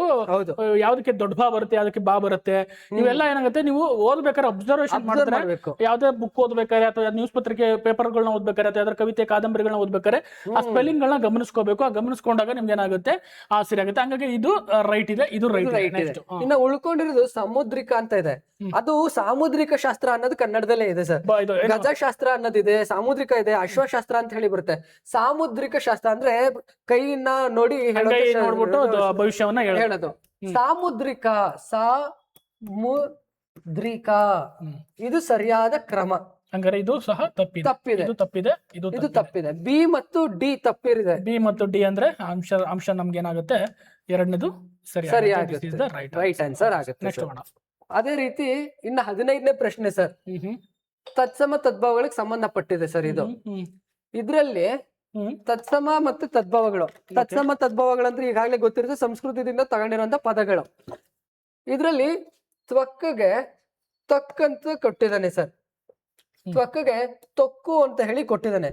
ಇದು ತಕ್ಕು ಅಂದ್ರೆ ಇಲ್ಲಿ ಕೊನೆಯದಾಗಿ ಅಕ್ಷರ ಅನ್ನೋದು ಪೂರ್ಣ ಆಗಿಲ್ಲ, ಅರ್ಧ ಸ್ವರ ಇದೆ, ಅದ್ರಲ್ಲಿ ಸ್ವರ ಅನ್ನೋದು ಸೇರ್ಕೊಂಡಿಲ್ಲ. ಅದು ಕನ್ನಡಕ್ಕೆ ತಗೊಂಡಾಗ ಅದು ಪೂರ್ಣ ಸ್ವರ ಸೇರಿಸಿ ಸರಿಯಾದ ಒಂದು ಕ್ರಮಕ್ಕೆ ತಗೊಂಡ್ಬರ್ತೀವಿ ಕನ್ನಡದಲ್ಲಿ ನಾವು. ನಿಭಾಗೆ ನೆಪ ಅಂತ ಹೇಳಿ ಕೊಟ್ಟಿದ್ದಾನೆ ಸರ್, ಇದು ಇದೆ. ಅದೇ ರೀತಿ ಘಟಕ ಮತ್ತು ಗಾಹೆ, ನೀವು ಇಷ್ಟು ಇದ್ರಲ್ಲಿ ಸರ್ ಒಂದೇ ಬಹಳ ಸಿಂಪಲ್. ನಿಮ್ಗೆ ಇದಕ್ಕೆ ಅದಕ್ಕೂ ಉತ್ತರ ಗೊತ್ತಿಲ್ಲ ಅಂದ್ರೆ ಇದೊಂದಕ್ಕೂ ಉತ್ತರ ಗೊತ್ತಿರುತ್ತೆ ಸರ್. ಈ ಗಾಹೆ ಅನ್ನೋದನ್ನ ಅನೇಕ ಪ್ರಶ್ನೆಗಳಲ್ಲಿ ಬಂದ್ಬಿಟ್ಟಿದೆ. ಈ ಘಾತೆ ಅನ್ನೋದ್ರಿಂದ ಗಾಹೆ ಅನ್ನೋದ್ ಬಂದಿದೆ, ಇದರಿಂದ ಗಾದೆ ಅನ್ನೋದ್ ಬರುತ್ತೆ ಸರ್. ಅಂದ್ರೆ ಸಂಸ್ಕೃತದ ಘಾತೆ ಅನ್ನೋದ್ರಿಂದ ಗಾತೆ ಅನ್ನೋದು ಗಾಹೆ ಅನ್ನೋ ಪದದಿಂದ ಬಂದಿದೆ ಅಂತ ಹೇಳಿ. ಹಾಗಾದ್ರೆ ಘಟಕ ಅನ್ನೋದು ಇದೆಯಲ್ಲ ಸರ್, ಇದು ಗಡಗ ಅಂತ ಹೇಳ್ಬೋದು ಅಥವಾ ಗಡಗೆ ಹೇಳ್ಬೋದು, ಗಡಗೆ ಹೇಳ್ಬೋದು ಸರ್. ಹಾಗಾಗಿ ಇದು ತಪ್ಪಾಗಿದೆ. ಇಲ್ಲಿ ನಮಗ್ ಕೇಳಿರೋದೇನು, ಸರಿಯಾದ ಜೋಡಿಗಳನ್ನು ಗುರುತಿಸಿ ಅಂತ ಹೇಳಿ ಕೇಳಿದಾನೆ ಸರ್. ನೀಶ್ಚರಾಗೆ ನಶ್ಚರ ಅಂತ ಹೇಳಿ ಇದಿದೆ ಸರ್. ನಮ್ಗೆ 3 ಯಾವ್ದ್ರಲ್ಲಿದೆ, ಹಂಗಾರೆ ಇದು ಸರಿಯಾದ ಉತ್ತರ ಆಗಲ್ಲ ನಮ್ಗೆ. ಇನ್ನು ಉಳ್ಕೊಂಡಿರೋಂಥದ್ದು ಈ 3 ಆಪ್ಷನ್ ಸರ್. ಸರಿಯಾದ ಜೋಡಿಗಳನ್ನ ಗುರುತಿಸ್ಬೇಕು. ನಿಭಾಗೆ ನೆಪ ಅನ್ನೋದು ಸರಿ ಇದೆ ಸರ್. ಹಂಗಾರೆ ಬಿ ಯಾವ್ದ್ರಲ್ಲಿದೆ, 3ರಲ್ಲೂ ಇದೆಯಾ ಬಿ, 2ನೇದ್ರಲ್ಲಿ ಇಲ್ಲ, ಇದು ಡಿ. ಇದು ಆ ಬಿ ಮತ್ತೆ ಇದು ಇದೆ ಸರ್. ಹಾಗಾಗಿ ಎ ಮತ್ತೆ ಬಿ ಸರಿಯಾದ ಆನ್ಸರ್ ಆಗುತ್ತೆ. ಎ ಇನ್ನೂ ಆಗಲ್ಲ ಸರ್, ಇದು ತಕ್ಕು ಅಂತ ಕೊಟ್ಟಾರೆ, ಅದು ತಕ್ಕು ಆಗ್ಬೇಕು. ಹಾಗಾಗಿ ಬಿ ಮತ್ತೆ ಡಿ ಇದು ಸರಿಯಾದ ಉತ್ತರ ಅಂತ ನನ್ನ ಪ್ರಕಾರ ಆಗತ್ತೆ ಸರ್. ಬಟ್ ಕೆಲವು ಕಡೆ ನಿಶ್ಚರಗೆ ನೀಸರ ಅಂತ ಹೇಳಿ ಕೊಟ್ಟಿದ್ದಾರೆ. ಹಾಗಾಗಿ ಈ ಒಂದು ಪ್ರಶ್ನೆಗೆ ಉತ್ತರ ಯಾವ್ದು ಸರಿ ಇರ್ಬೋದು ಅಂತ ಹೇಳಿ ನಾನು ಕೂಡ ಕಾಯ್ತಾ ಇದ್ದೀನಿ. ಅಫಿಷಿಯಲ್ ಆಗಿ ಅವ್ರು ಏನ್ ಕೊಡ್ತಾರೆ ನೋಡ್ಬೇಕು ಸರ್ ಅದಕ್ಕೆ. ಅದೇ ರೀತಿ ಅಡಿಗೆರೆ ಎಳೆದ ಪದದ ತದ್ಭವ ರೂಪವನ್ನ ಕೇಳಿದ್ದಾರೆ ಸರ್. ತತ್ಸಮ ತದ್ಭವಕ್ಕೆ ಸಂಬಂಧಪಟ್ಟಂತ 2ನೇ ಪ್ರಶ್ನೆ ಇದು. ಉಪಾಧ್ಯಾಯ ಅಂತ ಹೇಳಿ ಒಂದು ಪದ ಕೊಟ್ಟಿದ್ದಾರೆ. ಉಪಾಧ್ಯಾಯ ಸಂಸ್ಕೃತ ಪದ. ಅದ್ರ ಕನ್ನಡದಲ್ಲಿ ನಾವು ತಗೊಂಡಾಗ ಯಾವ ರೀತಿ ಬಳಸ್ತೀವಿ ಅಂತ ಇಲ್ಲಿ ನೋಡಿ. ಉಪಾಧ್ಯಾಯ ಅನ್ನೋಂತ ಪದಗಳಿಗೆ ಗುರು ಅನ್ನೋದನ್ನ ಬಳಸ್ತೀವಿ, ಶಿಕ್ಷಕ ಅನ್ನೋದನ್ನ. ಗುರು ಅನ್ನೋದು ಸಂಸ್ಕೃತ ಪದನೇ, ಶಿಕ್ಷಕ ಅನ್ನೋದು ಸಂಸ್ಕೃತ ಪದನೇ ಆಯ್ತು. ಹಾಗಾಗಿ ನಾವು ಅದನ್ನ ಹಾಕಕ್ ಬರಲ್ಲ. ಬಟ್ ಅಲ್ಲಿ ಅನೇಕ ವಿದ್ಯಾರ್ಥಿ ಏನ್ ಮಾಡ್ತಾರೆ, ಇವುಗಳ ಅರ್ಥ ನೋಡ್ತಾರೆ ಸರ್. ಉಪನ್ಯಾಸಕರು ಅಂದ್ರೆ ಏನು, ಪಾಠ ಮಾಡೋರು. ಗುರು ಅಂದ್ರೆ ಏನು, ಪಾಠ ಮಾಡೋರು. ಶಿಕ್ಷಕ ಅಂದ್ರೆ ಏನು, ಪಾಠ ಮಾಡೋರು. ಈ ರೀತಿ ಅರ್ಥಗಳನ್ನ ತಗೊಂಡ್ಬಿಡ್ತಾರೆ. ಬಹಳ ಸಿಂಪಲ್ ಆಗಿ ನೀವು ಹೇಳ್ದಂಗೆ ಇವೆರಡೂ ಕೂಡ ಸಂಸ್ಕೃತ ಪದ ಅಂತ ಹೇಳಿ ಗುರುತಿಸ್ಕೊಂಡ್ಬಿಟ್ರೆ ತತ್ಸಮ ಅವೆಲ್ಲ ತತ್ಸಮ ತದ್ಭವ ಬೇಕೀಗ. ನಮ್ಮ ಕನ್ನಡದ ಮೀನಿಂಗ್ ಬೇಕೀಗ, ಬದಲಾಯಿಸ್ಕೊಂಡು ಬಂದಿರುತ್ತೆ ತದ್ಭವ ಅಂತಂದ್ರೆ. ಈ ಇದ್ರಲ್ಲಿ ಸರ್ ನಮ್ಗೆ ಓಚ ಅನ್ನೋದು ಬಹಳ ಮುಖ್ಯ. ಉಪಾಧ್ಯಾಯ ಅನ್ನೋದನ್ನ ಓಚ ಅಂತ ಹೇಳಿ ಬೆಳೆಸ್ತೀವಿ. ಇಲ್ಲಿ ಓಚಯ್ಯ ಅಂತ ಹೇಳಿ ಕೊಟ್ಟಿದ್ರೆ ಸೊ ಸರಿಯಾದ ಉತ್ತರ ಓಚಯ್ಯ ಅನ್ನೋಂಥದ್ದು. ಉಪಾಧ್ಯಾಯ ಅನ್ನೋಂಥ ಸಂಸ್ಕೃತ ಪದದ ಕನ್ನಡ ರೂಪ ಏನಾಗುತ್ತೆ ಅಂದ್ರೆ ಓಚಯ್ಯ ಆಗುತ್ತೆ ಸರ್. 3ನೇ ಏನಿದೆಯಲ್ಲ ಇದು ಸರಿ ಉತ್ತರ ಆಗುತ್ತೆ. ಓಕೆ, ನೆಕ್ಸ್ಟ್ ಬರೋಣ. ಅವನಿಗೇನು ತಾನೊಬ್ಬ ಸುಖವಾಗಿದ್ದರೆ ಅಷ್ಟೇ ಸಾಕು. ಈ ವಾಕ್ಯದಲ್ಲಿ ಆತ್ಮಾರ್ಥಕ ಸರ್ವನಾಮವನ್ನ ಗುರುತಿಸಿ ಅಂತ ಹೇಳಿ. ಸರ್ವನಾಮದಲ್ಲಿ ನಮ್ಗೆ ಉತ್ತಮ ಪುರುಷ, ಮಧ್ಯಮ ಪುರುಷ, ಆತ್ಮಾರ್ಥಕ ಸರ್ವನಾಮ, ಈ ರೀತಿಯಾದಂತ ಒಂದಷ್ಟು ಕ್ರಮಗಳು ಬರ್ತಾ ಹೋಗುತ್ತೆ ಸರ್.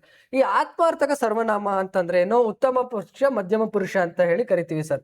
ಈಗ ನಾವು ಉತ್ತಮ ಪುರುಷ ಅಂದ್ರೆ ನಾನು ನಾವು, ಮಧ್ಯಮ ಪುರುಷ ಅಂತಂದ್ರೆ ನೀನು ನೀವು, ಈ ತರದ್ರಲ್ಲಿ ಆತ್ಮಾರ್ಥಕ ಸರ್ವನಾಮ, ಆತ್ಮಾತ್ಮಕ ಅಂತಂದ್ರೆ ತನ್ನಗೆ, ತಮಗೆ, ತಮ್ಮ, ಈ ರೀತಿ ಪದಗಳನ್ನ ಬಳಸ್ತೀವಿ ಸರ್.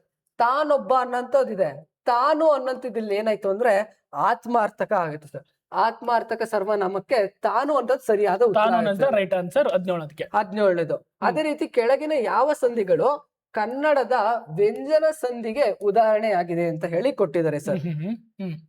ಇದ್ರಲ್ಲಿ ಬಹಳ ಮುಖ್ಯವಾಗಿ ಇದ್ರನ್ನ ಬಿಡಿಸಿ ಯಾವ ಸಂಧಿ ಅಂತ ಗುರುತಿಸ್ಕೊಳ್ಳೋದು ಒಂದ್ ಗೊತ್ತಿರ್ಬೇಕು. ಮತ್ತೆ ಕನ್ನಡದಲ್ಲಿ ಇರ್ತಕ್ಕಂತಹ ಸಂಧಿಗಳಲ್ಲಿ ಸಂಸ್ಕೃತ ಸಂಧಿ ಅಂದ್ರೆ ಅದು ಸ್ವರ ಸಂಧಿ ಯಾವುದು, ವ್ಯಂಜನ ಸಂಧಿ ಯಾವುದು ಅಂತ ಗೊತ್ತಿರ್ಬೇಕು. ಕನ್ನಡದಲ್ಲಿ 3 ಸಂಧಿ ಇದೆ, ಲೋಪ ಸಂಧಿ, ಆಗಮ ಸಂಧಿ, ಆದೇಶ ಸಂಧಿ. ಈಗ ಮೊದಲನೇ ನಾವು ಬಿಡಿಸ್ತಾ ಹೋಗೋಣ ಸರ್. ಅಲ್ಲಲ್ಲಿಗೆ ಅಲ್ಲಿ ಪ್ಲಸ್ ಅಲ್ಲಿ ಅಂತ ಬಿಡಿಸ್ಬೋದು. ಇಲ್ಲಿ ಈ ಇದೆ, ಇಲ್ಲಿ ಆ ಇದೆ. ಇಲ್ಲಿ ಅಲ್ಲಲ್ಲಿಗೆ ಈ ಅನ್ನೋದು ಲೋಪ ಆಯ್ತು, ಸ್ವರ ಬಂದಿದೆ, ಇಲ್ಲಿ ಸ್ವರ, ಈ ಸ್ವರ ಅನ್ನೋದು ಲೋಪ ಆಯ್ತು, ಆಳ್ ಅನ್ನೋದು ಉಳ್ಕೊಳುತ್ತೆ. ಅಂದ್ರೆ ಈ ಅನ್ನೋದು ಲೋಪ ಆಗಿರೋದ್ರಿಂದ ಇದೇನಾಯ್ತು, ಲೋಪ ಸಂಧಿ, ಸ್ವರ ಲೋಪ ಸಂಧಿ ಅಂತಲೂ ಹೇಳ್ಬೋದು. ಹೌದು. ಮತ್ತೆ ಇಲ್ಲಿ ಸಂಧಿ ಆಗ್ತಿರೋಂಥದ್ದು ಸರ್, ಯಾವುದೇ ಅಕ್ಷರ ಬದಲಾವಣೆ ಅಥವಾ ಯಾವುದೇ ಅಕ್ಷರ ಬರ್ತಾ ಇಲ್ಲ, ಇಲ್ಲಿ ಸ್ವರಗಳಲ್ಲಿ ವ್ಯತ್ಯಾಸ ಆಗ್ತಾ ಇದೆ. ಹಾಗಾಗಿ ಲೋಪ ಸಂಧಿ ಅನ್ನೋಂಥದ್ದು ಒಂದು ಸ್ವರ ಸಂಧಿ ಆಗುತ್ತೆ. ಅದೇ ರೀತಿ ನೆಲವನೆ ಅಂತ ಇದೆ. ಇದು ಅನೇಕರು ನೆಲ ಪ್ಲಸ್ ಅನೆ ಅಂತ ಹೇಳಿ ಬಿಡಿಸ್ಬೋದು. ಬಟ್ ಆದ್ರೆ ಅದು ಸರಿಯಾದ ಕ್ರಮ ಏನಂತಂದ್ರೆ ನೆಲೆ ಪ್ಲಸ್ ಮನೆ, ಇದು ಬರುತ್ತೆ. ಬಟ್ ಆದ್ರೆ ಅನೇಕರು ಏನಂತಾರೆ, ಆದೇಶ ಸಂಧಿಗಳಿಗೆ ಕಚಾಟ ತಪಗಳಿಗೆ ಗಜಾಡ ದಬಗಳು ಆದೇಶವಾಗಿ ಬರುತ್ತದನ್ನ ಆದೇಶ ಸಂಧಿ ಅಂತಾರೆ. ಅದೇ ರೀತಿ ಪ ಬ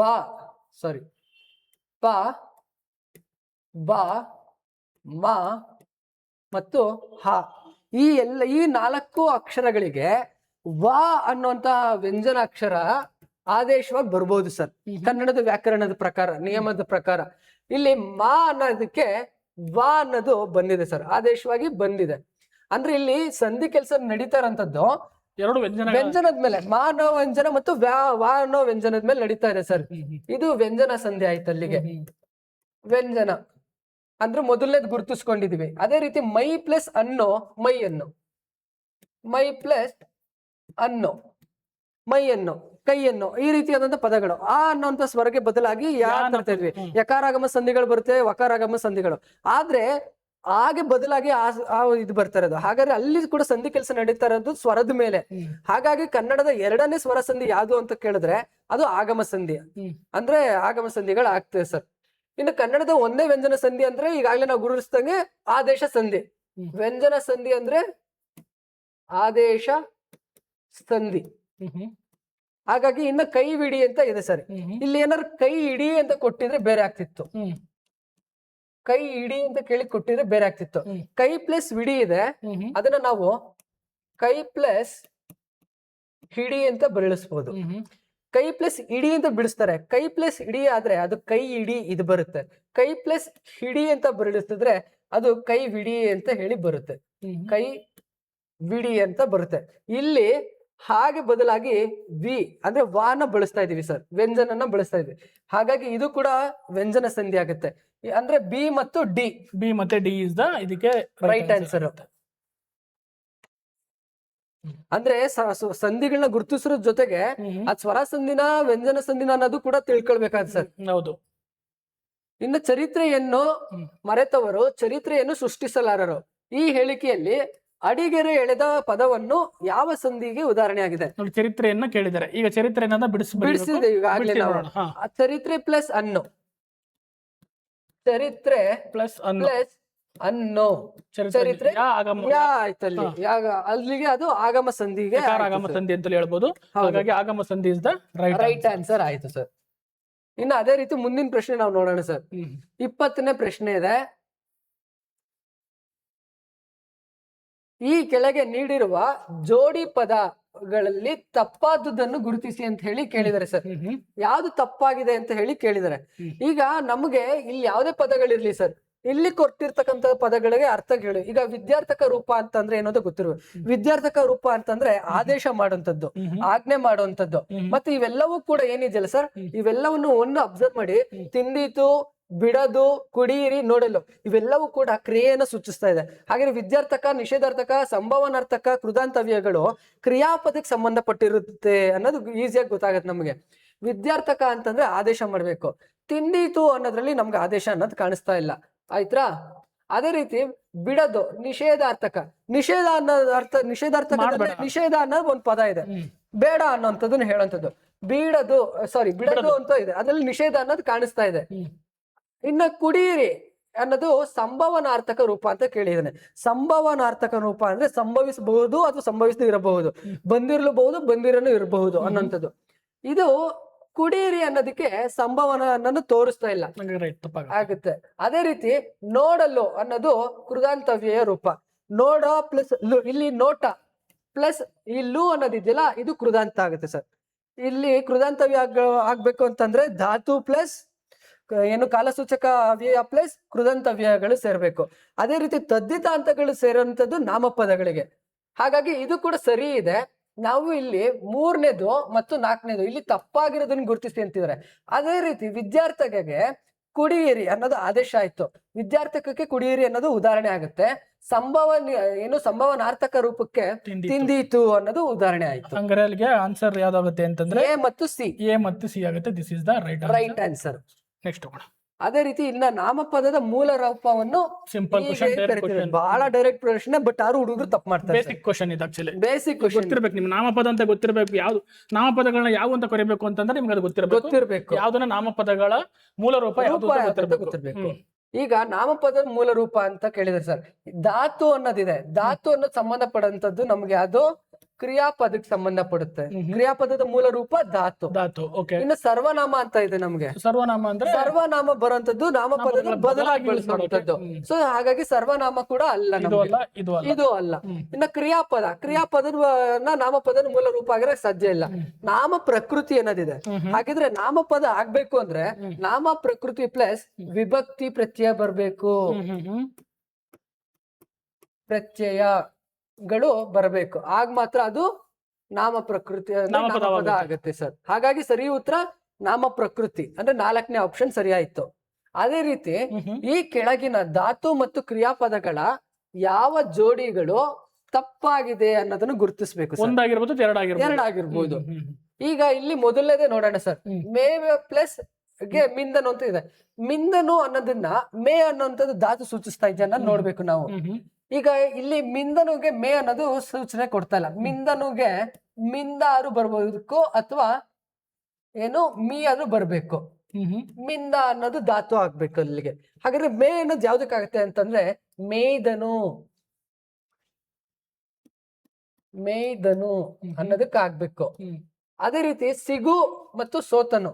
ಈಗ ಸೋತ ಅನ್ನೋದು ಧಾತು ಆದ್ರೆ ಸೋತಳು ಸೋತರು ಆಗುತ್ತೆ. ಸೋತಾಗೆ ಸಿಗು ಅನ್ನೋದು ಧಾತು ಆಗಕ್ ಸಾಧ್ಯ ಇಲ್ಲ. ಇಲ್ಲಿ ಸೋತ ಆಗ್ಬೇಕು. ಸಿಗುಗೆ ಏನಾಗ್ಬೇಕು, ಸಿಕ್ಕರು ಸಿಕ್ಕನು ಈ ರೀತಿ ಆಗ್ಬೇಕು. ಹಾಗಾಗಿ ಇದು ಕೂಡ ತಪ್ಪಿದೆ, ಇದು ಕೂಡ ತಪ್ಪಿದೆ. ಅದೇ ರೀತಿ ನೊಂದನುಗೆ ನೊಂದ ಅಥವಾ ನೋನು ಆಗುತ್ತೆ. ಧಾತು ಆಗುತ್ತೆ.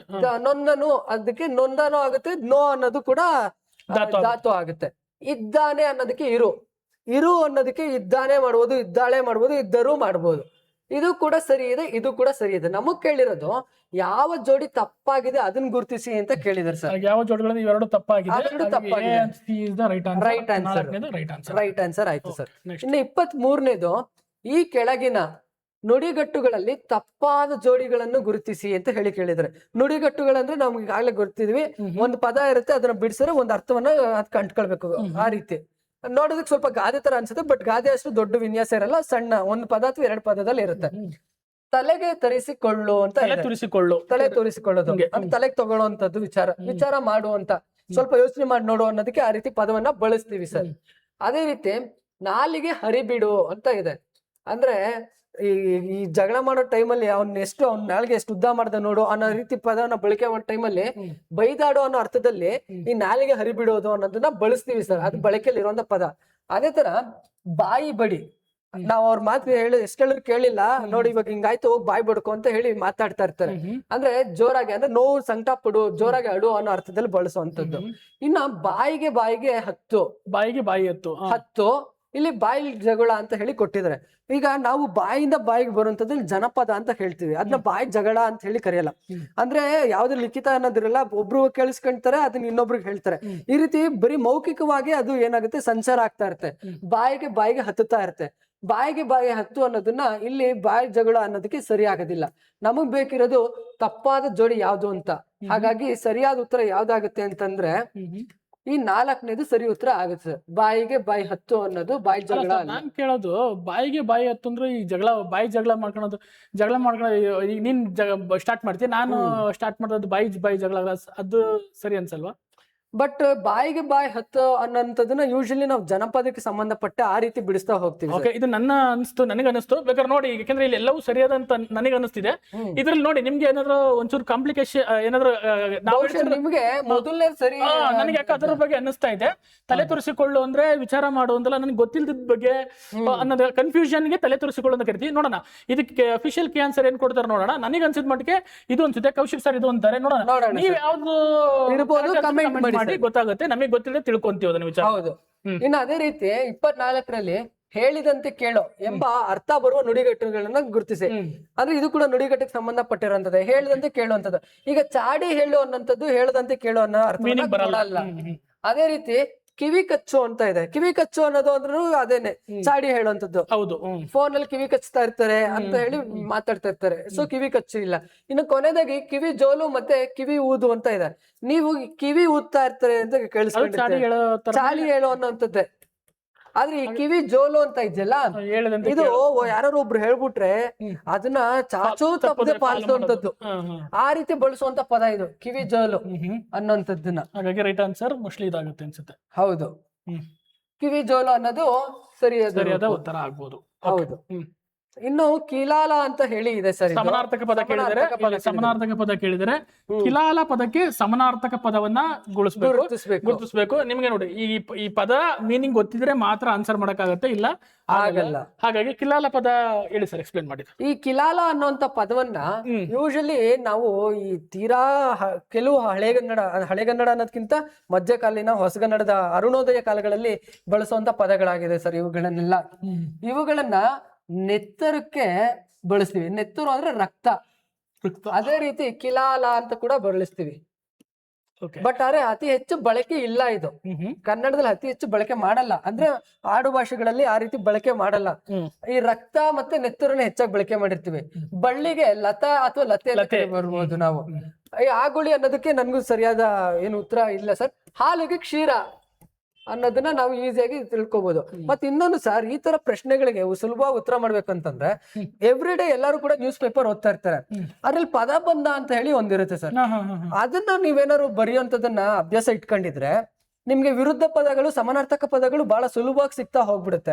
ಇವತ್ತು 4 ಗೊತ್ತಿರ್ತೇವೆ, ಉಳಿದೋಕೆ ಆನ್ಸರ್ ಗೊತ್ತಿರಲ್ಲ. ನಾಳೆ ನ್ಯೂಸ್ ಪೇಪರ್ ಇವತ್ತು ನ್ಯೂಸ್ ಪೇಪರ್ ಇಟ್ಟು ಮ್ಯಾಚ್ ಮಾಡ್ತಾ ಹೋಗ್ಬಿಟ್ರೆ ಅನೇಕ ಪದಗಳು ನಮ್ಗೆ ಸಿಗ್ತಾ ಹೋಗುತ್ತೆ. ಪದ ಬಂದ ಆಡ್ರು ಅಂದ್ರೆ ಪಬ್ಜಿ ಆಡ್ಕೊಂಡ್ ಕೂತಾರೆ, ಪದ ಬಂದ ಎಲ್ಲ ಕೇಳ್ತಾರೆ ನಮ್ಮ ಹುಡುಗರು.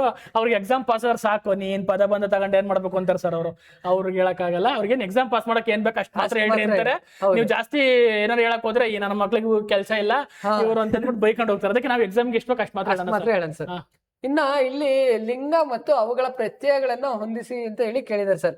ಹಳಗನ್ನಡ ಪ್ರತ್ಯಯಗಳನ್ನ ಕೊಟ್ಟಿದ್ದಾರೆ, ಹೊಸಗನ್ನಡ ಬಿಟ್ರು ಹಳಗನ್ನಡ ಹೊರಟ್ರು. ಅದೇ ರೀತಿ ಪುಲ್ಲಿಂಗ ಅಂತ ಇದೆ, ಸ್ತ್ರೀಲಿಂಗ, ನಪುಂಸಕ ಮತ್ತೆ ಜಾತ್ಯಕ ವಚನ ಅಂತ ಹೇಳಿ ಇದೆ ಸರ್.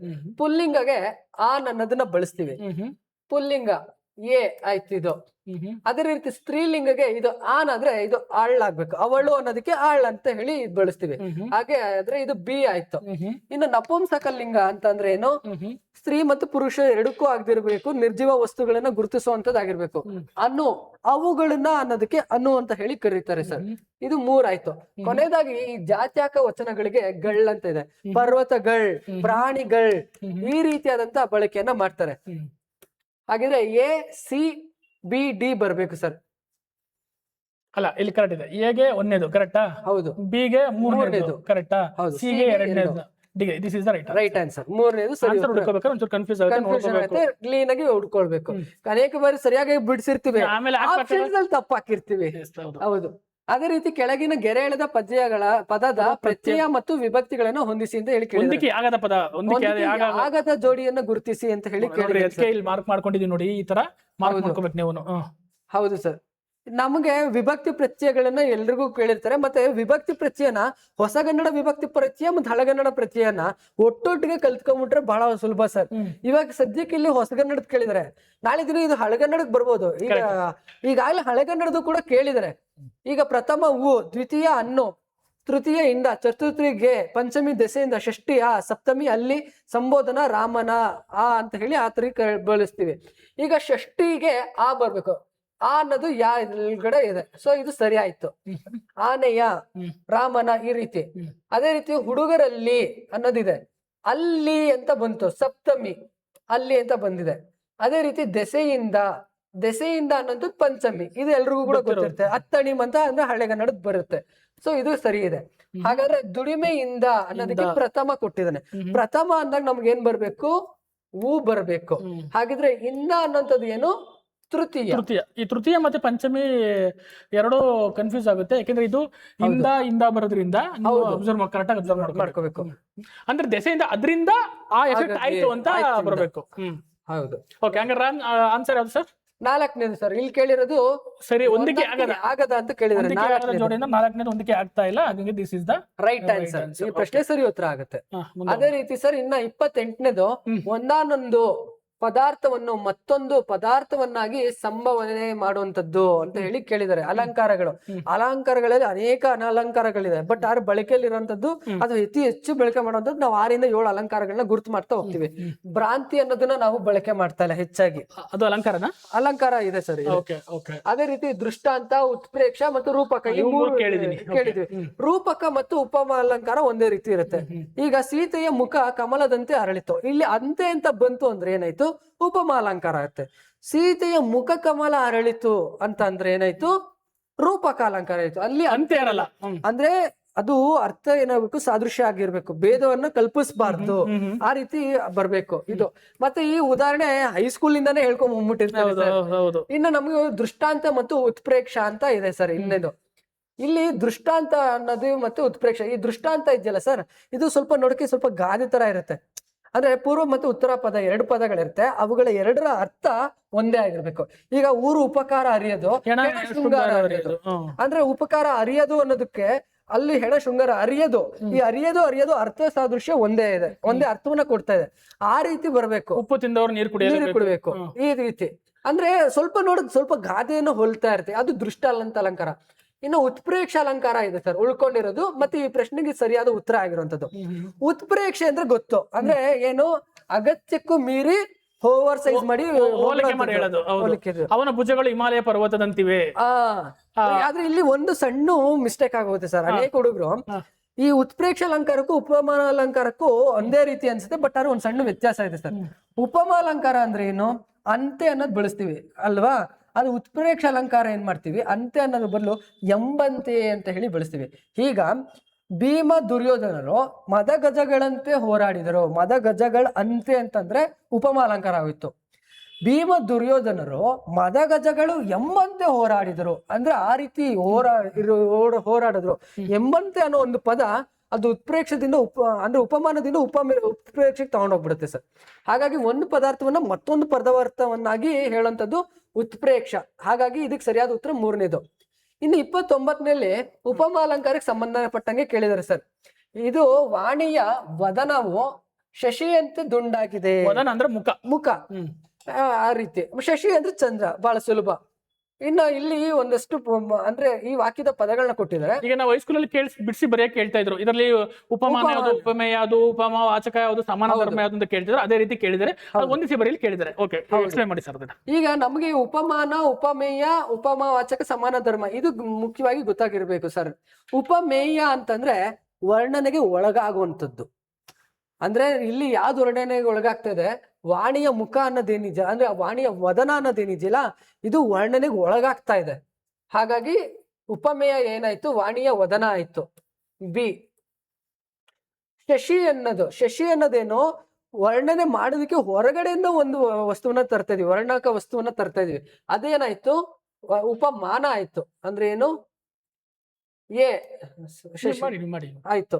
ಅಂತೆ ಇದೆಯಲ್ಲ, ಇದು ಉಪಮಾನ ಮತ್ತು ಉಪಮೇಯಗಳಿಗೆ ಒಂದು ಬೆಸುಗೆ ಕೊಂಡಿಯಾಗಿ ಕೆಲಸ ಮಾಡುತ್ತೆ ಸರ್ ಇದು.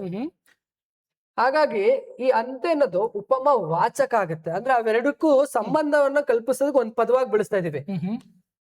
ಅದೇ ರೀತಿ ಇನ್ನ ಉಳ್ಕೊಂಡಿರೋದು ದುಂಡಾಗಿ. ಇಲ್ಲಿ ಸಮಾನ ಧರ್ಮ ಅಂತ ಹೇಳಿ ಕೊಟ್ಟಿದ್ದಾರೆ. ಸಮಾನ ಧರ್ಮ ಅಂತಂದ್ರೆ ಇದು ಈ ವಾಣಿಯ ಮುಖ ದುಂಡಾಗಿರೋ ಕಾರಣಕ್ಕೆ ನಾವು ಶಶಿಯನ್ನ ವರ್ಣನೆ ಮಾಡ್ತಾ ಇದ್ವಿ. ಅಂದ್ರೆ ಏನು, ದುಂಡು ಅನ್ನೋಂಥದ್ದು ಏನಿದೆಯಲ್ಲ ಸಮಾನ ಅಂದ್ರೆ ಶಶಿದು ಕೂಡ ದುಂಡಾಗಿದೆ, ವಾಣಿಯ ಮುಖವು ಕೂಡ ದುಂಡಾಗಿದೆ. ಹಾಗಾಗಿ ಇದನ್ನ ಇದ್ ಮಾಡ್ತಾ ಇದ್ವಿ, ಅದು ಸಮಾನ ಧರ್ಮ. Right answer 2 is the right answer ಆಗುತ್ತೆ. ಒಂದಿಸಿ ಬರ್ದಾಗ ಗೊತ್ತಾಗುತ್ತೆ ನಿಮ್ಗೆ. ಹೌದು. ಓಕೆ, ಇನ್ನ ಇದು ಸುಲಭವಾಗಿದೆ ಸರ್. ಇನ್ನ 5 ಪ್ರಶ್ನೆ ಇದೆ. ಅದ್ರಲ್ಲಿ 30ನೇ ಪ್ರಶ್ನೆಯನ್ನ ನಾವು ನೋಡ್ತಾ ಇದೀವಿ. ಇಂಗ್ಲಿಷ್ ಅಕ್ಷರ ರೂಪದಲ್ಲಿ ಒಂದು ಸಂಖ್ಯೆಗಳನ್ನ ನಿಮ್ಗೆ ಗೊತ್ತಿದ್ರೆ ಬರಿಬಹುದು. ಡೈರೆಕ್ಟ್ ಆನ್ಸರ್ ಇದಕ್ಕೆ ತುಂಬಾ ಎಕ್ಸ್ಪ್ಲನೇಷನ್ ಬೇಕಾಗಿಲ್ಲ. 1 2 3 4 5 6 7 8 or 9 ವರ್ಗೂ ಗೊತ್ತಿದ್ರೆ ಪದಗಳನ್ನ ಬರಿಬಹುದು. ಮತ್ತೆ ಅತಿ ಹೆಚ್ಚು ಕನ್ಫ್ಯೂಷನ್ ಆಗಿದೆ ನಮ್ಗೆ ಈ 2 ಅನ್ನೋದು ಹೀಗ ಅನ್ನೋಂಥದ್ದು. ಅದ್ರಲ್ಲೇ ನೋಡಿ ಎಲ್ಲಾದ್ರಲ್ಲೂ ಕೊಟ್ಬಿಟ್ಟಿದ್ದಾರೆ. ಸೊ ಹುಡುಗರಿಗೆ ಬಹಳ ಸುಲಭ, ಈಸಿಯಾಗಿ ಮೊದಲನೇದು ಸರಿ ಉತ್ತರ ಅಂತ ಹೇಳಿ ಗುರುತು ಮಾಡ್ಕೊಳ್ಬಹುದು. ಇನ್ನ ನೀರ ನೆರೆ ಸಂಧಿ ಪದವನ್ನು ಬಿಡಿಸಿ ಸರಿಯಾದ ಕ್ರಮವನ್ನು ಗುರುತಿಸಿ ಅಂತ ಹೇಳಿ ಕೇಳಿದ್ದಾರೆ ಸರ್. ಅದ್ರಲ್ಲಿ ನಾವು ನೀರನ್ನು ಎರೆ, ನೀರು ಎರೆ, ನೀರನ್ ಪ್ಲಸ್ ಎರೆ, ಮೇಲ್ನೋಟಕ್ಕೆ ಗೊತ್ತಾಗತ್ತೆ ಇವೆರಡು ಕೂಡ ಅದು ಸಂಧಿ ಪದ ಆಗಲ್ಲ. ಎಂದಕ್ಕೆ ಅದು ಏನಾಗಬೇಕು, ವಿಭಕ್ತಿಯಿಂದ ಕೂಡಿರ್ಬೇಕು. ಬಿಡಿಸಿ ಹೇಳಿದಾಗ್ಲೂ ಕೂಡ ಅದಕ್ಕೆ ಅರ್ಥ ಇರ್ಬೇಕು, ಕೂಡಿಸಿ ಹೇಳಿದಾಗ್ಲೂ ಅದಕ್ಕೆ ಅರ್ಥ ಬರ್ಬೇಕು. ಹಾಗಾಗಿ ನೀರನ್ನು ಎರೆ ಅಂತ ಹೇಳಿ ಇವೆರಡು ಉಳ್ಕೊಂಡಿದೆ ಸರ್ ಈಗ ನಮಗೆ. ಓಕೆ, ಅದ್ರಲ್ಲಿ ನೋಡಿ, ನೀರನ್ನು ಅನ್ನೋದನ್ನೇ ನೀರು ಪ್ಲಸ್ ಅನ್ನು ಅಂತ ಹೇಳಿ ನೀವು ಅದನ್ನ ಮತ್ತೆ ಬಿಡಿಸ್ಬೋದು. ಅನೇಕರು ಏನ್ ಹೇಳ್ತಾರೆ, ನೀರನ್ನು ಎರೆ ಅಂತ ಹೇಳಿ ಮಾತಾಡ್ತಾ ಹೇಳ್ತಾರೆ. ಆದ್ರೆ ಬರವಣಿಗೆ ರೂಪದಲ್ಲಿ ನೀರನ್ನು ಎರೆ ಅನ್ನೋದೇ ಸರಿಯಾದ ಕ್ರಮ ಆಗುತ್ತೆ. ಬರವಣಿಗೆಯ ಸರಿಯಾದ ಕ್ರಮ ಅಥವಾ ಸಂಧಿ ಬಿಡಿಸುವ ಸರಿಯಾದ ಕ್ರಮ ನೀರನ್ನು ಎರೆ. 31ಗೆ ರೈಟ್ ಆನ್ಸರ್ ನೀರನ್ನು ಎರೆ ಮೊದಲನೇದಾಗತ್ತೆ. ಇದು ಪತ್ರ ಕೊಟ್ಟವರಲ್ಲಪ್ಪ. ಪತ್ರ ವ್ಯವಹಾರದಲ್ಲಿ ಬಳಸುವ ಕ್ಷೇಮ ಮತ್ತು ಶ್ರೀ ಪದಪುಂಜಗಳನ್ನು ಬಳಕೆ ಮಾಡದಿರುವ ಪತ್ರದ ಮಾದರಿ. ಬಳಕೆ ಮಾಡದಿರುವ ಪತ್ರದ ಮಾದರಿ. ಮಾಡದಿರುವ ಅಂದ್ರೆ ಯಾವ್ದ್ರಲ್ಲಿ ಕ್ಷೇಮ ಮತ್ತು ಶ್ರೀ ಪದಗಳನ್ನು ಬಳಕೆ ಮಾಡಲ್ಲ ಅಂತ. ಅದಕ್ಕೆ ಪ್ರಶ್ನೆ ಕರೆಕ್ಟ್ ಆಗಿ ಓದ್ಬೇಕು. ಮಗನಿಂದ ತಂದೆಗೆ ಪತ್ರ ಬರೆದ್ರೆ ಕ್ಷೇಮ ಬರುತ್ತೆ, ಯಾಕಂದ್ರೆ ಕ್ಷೇಮವಾಗಿದ್ದೀರಾ ಅಂತ ಕ್ಷೇಮ ಶ್ರೀ ಪದಗಳನ್ನ ಬಳಸ್ತೀವಿ. ಸ್ನೇಹಿತರಿಂದ ಸ್ನೇಹಿತಿಗೆ ಬರೆದ ಪತ್ರದಲ್ಲೂ ಇರುತ್ತೆ. ಆಯ್ತಾ. ನೆಕ್ಸ್ಟ್ ಶಾಲೆಗೆ ಪೋಷಕರ ಸಮ್ಮೇಳನಕ್ಕೆ ಆಹ್ವಾನ ಪತ್ರಿಕೆ, ತಾಯಿಗೆ ಪತ್ರ ಬರ, ಅದ್ರಲ್ಲೂ ಇಲ್ಲ ಅದು ಬರಲ್ಲ. ಅದೇನಾಯ್ತು, ವ್ಯವಹಾರಿಕ ಪತ್ರ ಆಗೋಯ್ತು. ಶಾಲೆಗೆ ಪೋಷಕ ಸಂಬಂಧ ಕ್ಷೇಮ ಶ್ರೀಗಳನ್ನ ನಾವ್ ಯಾವತ್ತಿದ್ರು ವೈಯಕ್ತಿಕ ಪತ್ರಗಳು ಮಾತ್ರ ಬಳಸ್ತೀವಿ. ಶಾಲೆ ಪೋಷಕರು ಇದೆಲ್ಲವೂ ಕೂಡ ಏನಾಯ್ತು, ಅಥವಾ ಪೊಲೀಸು, ಆಸ್ಪತ್ರೆ ಇವೇನೇ ಆದ್ರೂ ಏನಾಯ್ತು, ವ್ಯವಹಾರ ಆಗೋಯ್ತು. ಹಾಗಾಗಿ ಇದಕ್ಕೆ ಬಳಸೋದಿಲ್ಲ. ಆಮಂತ್ರಣ ಪತ್ರಗಳನ್ನ ನೋಡಿ ಬೇಕಾದ್ರೆ, ಆಮಂತ್ರಣದಲ್ಲಿ ಇರ್ತವೆ ಕ್ಷೇಮ ಶ್ರೀ ಅಂತೆಲ್ಲ ಇರ್ತವೆ. ವಿಜ್ಞಾಪನೆ ಅನ್ನೋಂತ ಪದಗಳೆಲ್ಲ ಬರುತ್ತೆ. ಅನೇಕರು ಏನ್ ಮಾಡ್ತಾರೆ, ಕ್ಷೇಮ ಶ್ರೀ ಅಂತ ನೋಡಿದ ತಕ್ಷಣ ಮಗನಿಂದ ತಂದೆಗೆ ಬರೆಯೋ ಪತ್ರದಲ್ಲಿ ಕ್ಷೇಮ ಶ್ರೀ ಅನ್ನೋದು ಇರುತ್ತೆ ಅಂತ ಹೇಳಿ ಮೊದಲನೇದು ಬಳಕೆ ಮಾಡದಿರುವ ಪತ್ರದ ಮಾದರಿ ಕೇಳಿದ್ದಾರೆ. ಓಕೆ, ಉತ್ಸರ್ಪಿಣಿ ಅಂತ ಹೇಳಿ ಪದ ಇದೆ, ವಿರುದ್ಧ ಪದ. ಈಗ ಅನೇಕರು ಏನ್ ಮಾಡ್ತಾರೆ, ಉತ್ಸರ್ಪಿಣಿನ ಉತ್ಸಾಹ ಅನ್ನೋ ಪದಕ್ಕೆ ನಿರುತ್ಸಾಹ ಅಂತ ಹೇಳಿ ಬಿಡಿಸ್ಕೊಂಡಿರ್ತಾರೆ. ಹಾಗಾಗಿ ನಿರುತ್ಸಣಿ ಅಂತ ಹೇಳಿ ಬರೀತಾರೆ. ಆದ್ರೆ ಅದಕ್ಕೆ ಸರಿಯಾದ ಉತ್ತರ ಅವಸರ್ಪಿಣಿ. ಈ ಉತ್ಸರ್ಪಿಣಿ ಅನ್ನೋಂಥದ್ದು, ಅವಸರ್ಪಿಣಿ ಅನ್ನೋಂಥದ್ದು ಈ ಜೈನ ಕಾವ್ಯಗಳಲ್ಲಿ ಬರುವಂತ ಪದಗಳು ಸರ್. ಈ ಉತ್ಸರ್ಪಿಣಿ ಅಂತಂದ್ರೆ ಅಭಿವೃದ್ಧಿಯನ್ನು ಸೂಚಿಸುವಂತದ್ದು ಅಥವಾ ಏಳಿಗೆಯನ್ನು ಸೂಚಿಸುವಂತ ಪದ. ಈ ಅವಸರ್ಪಿಣಿ ಅಂತಂದ್ರೆ ಕ್ಷೀಣಿಸೋದನ್ನು ಸೂಚಿಸುತ್ತೆ, ಅಂದ್ರೆ ಏನೋ ಅಧಪತನ ಆಗೋದನ್ನ ತೋರಿಸುವಂತ ಪದ. ಉತ್ಸರ್ಪಿಣಿಗೆ ವಿರುದ್ಧ ಪದವಾಗಿ ಅವಸರ್ಪಿಣಿ ಬರುತ್ತೆ ಸರ್ ಇದು. ಹಾಗಾಗಿ ಇದು ಸರಿಯಾದ ಉತ್ತರ ಆಯ್ತು. Right answer. ಇನ್ನ 34ನೇ ಪ್ರಶ್ನೆನ ನಾವು ನೋಡೋದಾದ್ರೆ, ಋಷಿ ಮುನಿಗಳು ತಮ್ಮ ತಪಶಕ್ತಿಯಿಂದ ಮೋಕ್ಷ ಪಡೆಯುತ್ತಾರೆ. ಅಡಿಗೆರೆ ಎಳೆದಿರೋ ಪದದ ವಿರುದ್ಧ ಪದವನ್ನ ಕೇಳಿದರೆ ಇಲ್ಲಿ ನೋಡಿ, ಕೊಟ್ಟಿರುವಂತ ಪದಗಳೆಲ್ಲವೂ ಕೂಡ ಸಂಸ್ಕೃತ ಪದಗಳು ಅಥವಾ ಬಳಕೆ ಅಂದ್ರೆ ಸುಲಭವಾಗಿ ಬಳಕೆ ಮಾಡದಿರುವಂತ ಪದಗಳು. ಮೋಕ್ಷ ಅಂದ್ರೆ ಏನು ಅಂತ ತಿಳ್ಕೊಂಡ್ಬಿಟ್ರೆ ಮುಗಿದೋಯ್ತು. ಮುಕ್ತಿ ಅಂದ್ರೆ ಏನು, ಬಿಡುಗಡೆ. ಬಿಡುಗಡೆ ಬಂದಕ್ಕೆ ವಿರುದ್ಧ ಪದ ಏನು, ಬಿಡುಗಡೆ. ಬಂಧನ ಬೇಕಷ್ಟೇ ನಮ್ಗೆ. ಇದ್ರಲ್ಲಿ ಯಾವ್ದು ಬಂಧನ ಅನ್ನೋದನ್ನ ಅರ್ಥ ಕೊಡುತ್ತೆ, ಅದೇ ಅದಕ್ಕೆ ಸರಿಯಾದ ಉತ್ತರ. ಈಗ ಸಾತ್ವಿಕ ಅರ್ಥ ಅಂದ್ರೆ ಏನು, ಒಳ್ಳೆಯ ಅಂತ ಹೇಳಿ ಬೆಳೆಸುವಂತದ್ದು. ಸಾತ್ವಿಕ ಗುಣ, ಸಾತ್ವಿಕ ಆಹಾರ, ಒಳ್ಳೆಯ ಅಂತ ಹೇಳಿ ಬಿಡಿಸ್ತೀವಿ. ಅದೇ ತರ ಉದಾತ್ತ ವ್ಯಕ್ತಿ, ಗುಣಗಳು, ಶ್ರೇಷ್ಠ ಅನ್ನೋದಕ್ಕೆ ಬಳಸ್ತೀವಿ.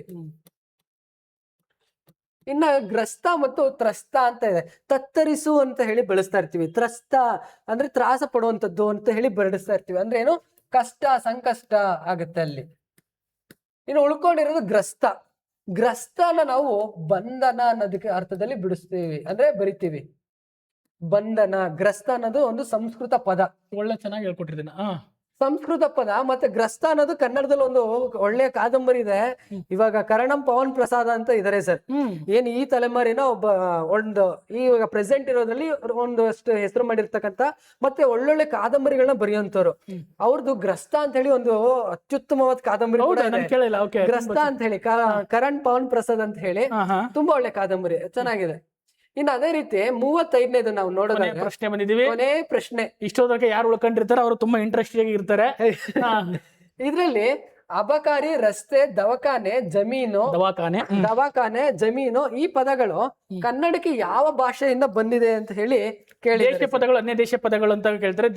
ಅದ್ರಲ್ಲಿ ಅನ್ಯ ದೇಶ ಪದಗಳಲ್ಲಿ ಅರಬಿ ಪದಗಳು, ಉರ್ದು ಪದಗಳು, ಹಿಂದಿ ಪದಗಳು, ಮರಾಠಿ ಪದಗಳು, ತಮಿಳು ಪದಗಳು, ತೆಲುಗು ಪದಗಳು, ಮತ್ತೆ ಇನ್ನ ಪರ್ಷಿಯನ್ ಪದಗಳು ಹೇಳ್ತಾರೆ. ಅದರಲ್ಲಿ ಇದು ಯಾವ ಪದಗಳು ಅಂತ ಕೇಳಿದ್ದಾರೆ. ಮತ್ತೆ ಇದು ಎಷ್ಟು ಸುಲಭವಾಗಿ ಕೇಳಿದ್ರೆ ಅಂತ ನೋಡಿ ಸರ್.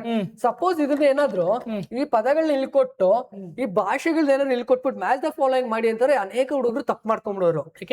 ಇಲ್ಲಿ ನೋಡಿ, ನಿಮ್ಗೆ ಇದ್ರಲ್ಲಿ 4 ಪದಗಳು ಗೊತ್ತಿರ್ಲೇಬೇಕು ಅಂತ ಏನಿಲ್ಲ. 4ರಲ್ಲಿ 1 ಪದ ಗುರ್ತು ಮಾಡ್ಕೊಂಡ್ಬಿಟ್ರೆ ಸಾಕು.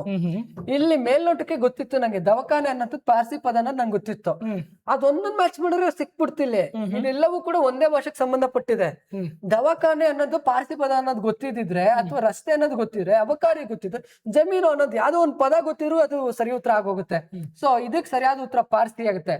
ಈ ಅರಬಿಕ್ ಅನ್ನೋದಕ್ಕೆ ಈ ತಾರೀಕು, ತಾಲೂಕು ಈ ರೀತಿ ಪದಗಳು, ಅಂದ್ರೆ ಆಡಳಿತಕ್ಕೆ ಸಂಬಂಧಪಟ್ಟಂತೆ ಹೆಚ್ಚು ಪದಗಳಿದೆ. ಅದೇ ರೀತಿ ಹಿಂದಿ ಪದಗಳನ್ನ ನಾವು ಸ್ವಲ್ಪ ಸುಲಭವಾಗಿ ಗುರುತಿಸ್ಕೊಬಹುದು. ಉರ್ದು ಪದಗಳು ಗೊತ್ತಾಗುತ್ತೆ. ಆಮೇಲೆ ಆ ರೀಸನ್ ನೋಡ್ಕೊಂಡ್ರೆ ಯಾವ ರೀಸನ್ ಇಂದ ಪದ ಬಂದಿದೆ ಅನ್ನೋದನ್ನ ನೋಡ್ಕೊಂಡ್ರೆ ಗೊತ್ತಾಗ್ಬಿಡುತ್ತೆ ಯಾವ ಪದದಿಂದ ಬಂದಿದೆ ಅಂತ ಗೊತ್ತಾಗುತ್ತೆ. ಹಿಂದೆ ಒಂದು ಪ್ರಶ್ನೆ ಕೇಳಿದೆ ಸರ್, ಒಂದು ಪ್ರಶ್ನೆ ಪತ್ರಿಕೆಯಲ್ಲಿ ಗುಲಾಬಿ ಅನ್ನೋಂಥದ್ದು ಯಾವ ಭಾಷೆಯಿಂದ ಬಂದಿರ್ತಕ್ಕಂಥ ಪದ ಅಂತ ಕೇಳಿದ್ರು. ಅನೇಕರು ಏನ್ ಅನ್ಕೊಂಡಿರೋ ಕನ್ನಡ ಪದ ಅನ್ಕೊಂಡಿದ್ರು. ಆಪ್ಷನ್ ಅಲ್ಲಿ ಸಂಸ್ಕೃತ ಇತ್ತು. ಬಹುಶಃ ಇದು ಸಂಸ್ಕೃತದಿಂದ ಬಂದಿರೋದೇ ಅನ್ಕೊಂಡಿದ್ರೆ, ಬಟ್ ಇದು ಉರ್ದು ಪದ ಸರ್. ಯಾಕಂದ್ರೆ ಗುಲಾಬಿ ತಂದಿದ್ದು ಬಾಬರ್ ಅವನಿಗೆ ಎಲ್ಲಿ ಕನ್ನಡ ಬರ್ತಿತ್ತು, ಹಂಗಾಗಿ ಅದು ಉರ್ದು ಪದ ಅಂತ ಪದ ಆಯ್ತು ಸರ್. ಅದು ಪರ್ಷಿಯನ್ ಪದ ಅಂತ ಇರ್ಬೋದು. ಇಲ್ಲ, ಉರ್ದು ಪದ. ಮತ್ತೆ ಇಷ್ಟು 35 ಪ್ರಶ್ನೆಗಳು ಕೂಡ ಮುಗಿತು. 35 ಪ್ರಶ್ನೆಗಳನ್ನ ಬಿಡಿಸಿದ್ವಿ. ಇದ್ರಲ್ಲಿ ಏನಾದ್ರು ತಪ್ಪಿದ್ರೆ ನೀವು ಖಂಡಿತ ನಮಗೆ ಕಮೆಂಟ್ ಅಲ್ಲಿ ಹೇಳಿ, ನಾವು ತಿದ್ಕೊಂತೀವಿ. ಇನ್ನು ಹೆಚ್ಚಿನ ಮಾಹಿತಿಗೆ ಕೌಶಿಕ್ ಸರ್ ಅವರ ವಿಡಿಯೋಗಳನ್ನ ಫಾಲೋ ಮಾಡಿ. ಸರಿ. ಮತ್ತೆ ಅದೇ ರೀತಿ ಕನ್ನಡ ವಿಷಯ ಸಾಹಿತ್ಯ ಇರ್ಬೋದು, ಕನ್ನಡ ವ್ಯಾಕರಣಕ್ಕೆ ಸಂಬಂಧಪಟ್ಟಂಗೆ ಶ್ರೀ ಗುರುಕುಲ ಅಕಾಡೆಮಿ ಯೂಟ್ಯೂಬ್ ಚಾನೆಲ್ಗಳಲ್ಲಿ ಅನೇಕ ತರಗತಿಗಳನ್ನ ಮಾಡ್ತಾ ಇದೀವಿ. ಇನ್ನು ಮುಂದೆಯೂ ಕೂಡ ಸಾಹಿತ್ಯಕ್ಕೆ ಸಂಬಂಧಪಟ್ಟಂತ ಅತಿ ಹೆಚ್ಚು ವಿಡಿಯೋಗಳು ಬರ್ತಾ ಹೋಗುತ್ತೆ. ಶ್ರೀ ಗುರುಕುಲ ಆಪ್ ನಲ್ಲಿ FDA ಸಂಬಂಧಪಟ್ಟಂಗೆ, PCSI, KAS ಸಂಬಂಧಪಟ್ಟಂಗೂ ಕೂಡ ಕೋರ್ಸ್ಗಳಿದೆ. ಅದರಲ್ಲಿ ಕನ್ನಡ ತರಗತಿಗಳು ಕೂಡ ಇದೆ, ಸಾಹಿತ್ಯ ತರಗತಿಗಳಿದೆ, ವ್ಯಾಕರಣ ತರಗತಿಗಳಿದೆ. ಅದೇ ರೀತಿ ಏನೀಗ ಮೇ 1ನೇ ತಾರೀಕಿಂದ ಕೂಡ ಶ್ರೀ ಗುರುಕುಲ ಅಕಾಡೆಮಿಯಲ್ಲಿ ಹೊಸ ಬ್ಯಾಚ್ ನ ಶುರು ಮಾಡ್ತಾ ಇದೀವಿ ಸರ್. ಅದರಲ್ಲಿ ಆಫ್ಲೈನು ಅಷ್ಟೇ, ಆನ್ಲೈನು ಅಷ್ಟೇ. ಅದನ್ನ ನೀವು ಜಾಯಿನ್ ಆಗ್ಬೋದು. ನಿಮಗೆ ಆನ್ಲೈನ್ ಅಲ್ಲಿ ರೆಕಾರ್ಡೆಡ್ ಕ್ಲಾಸ್ ಜೊತೆಗೆ ಲೈವ್ ಕ್ಲಾಸಸ್ ಕೂಡ ಇರುತ್ತೆ. ನಿಮಗೆ ಟೆಸ್ಟ್ ಸೀರೀಸ್ಗಳಿರುತ್ತೆ, ಮೆಂಟರ್ಶಿಪ್ ಎಲ್ಲ ಇರುತ್ತೆ. ಆಫ್ಲೈನ್ ಅಲ್ಲಿ ನೀವು ನೇರವಾಗಿ ತರಗತಿಗಳನ್ನ ಕೇಳ್ಬೋದು, ಚರ್ಚೆ ಮಾಡ್ಬೋದು, ಸಂವಾದ ಮಾಡ್ಬೋದು, ವಿಚಾರಗಳನ್ನ ತಿಳ್ಕೊಳ್ಬಹುದು. ಮತ್ತೆ ಏನೇ ಡೌಟ್ ಇದ್ರು ಅಂದ್ರೆ 1 to 1 ಇಲ್ಲಿ ಬಗೆಹರಿಸ್ಕೊಳ್ಬಹುದು.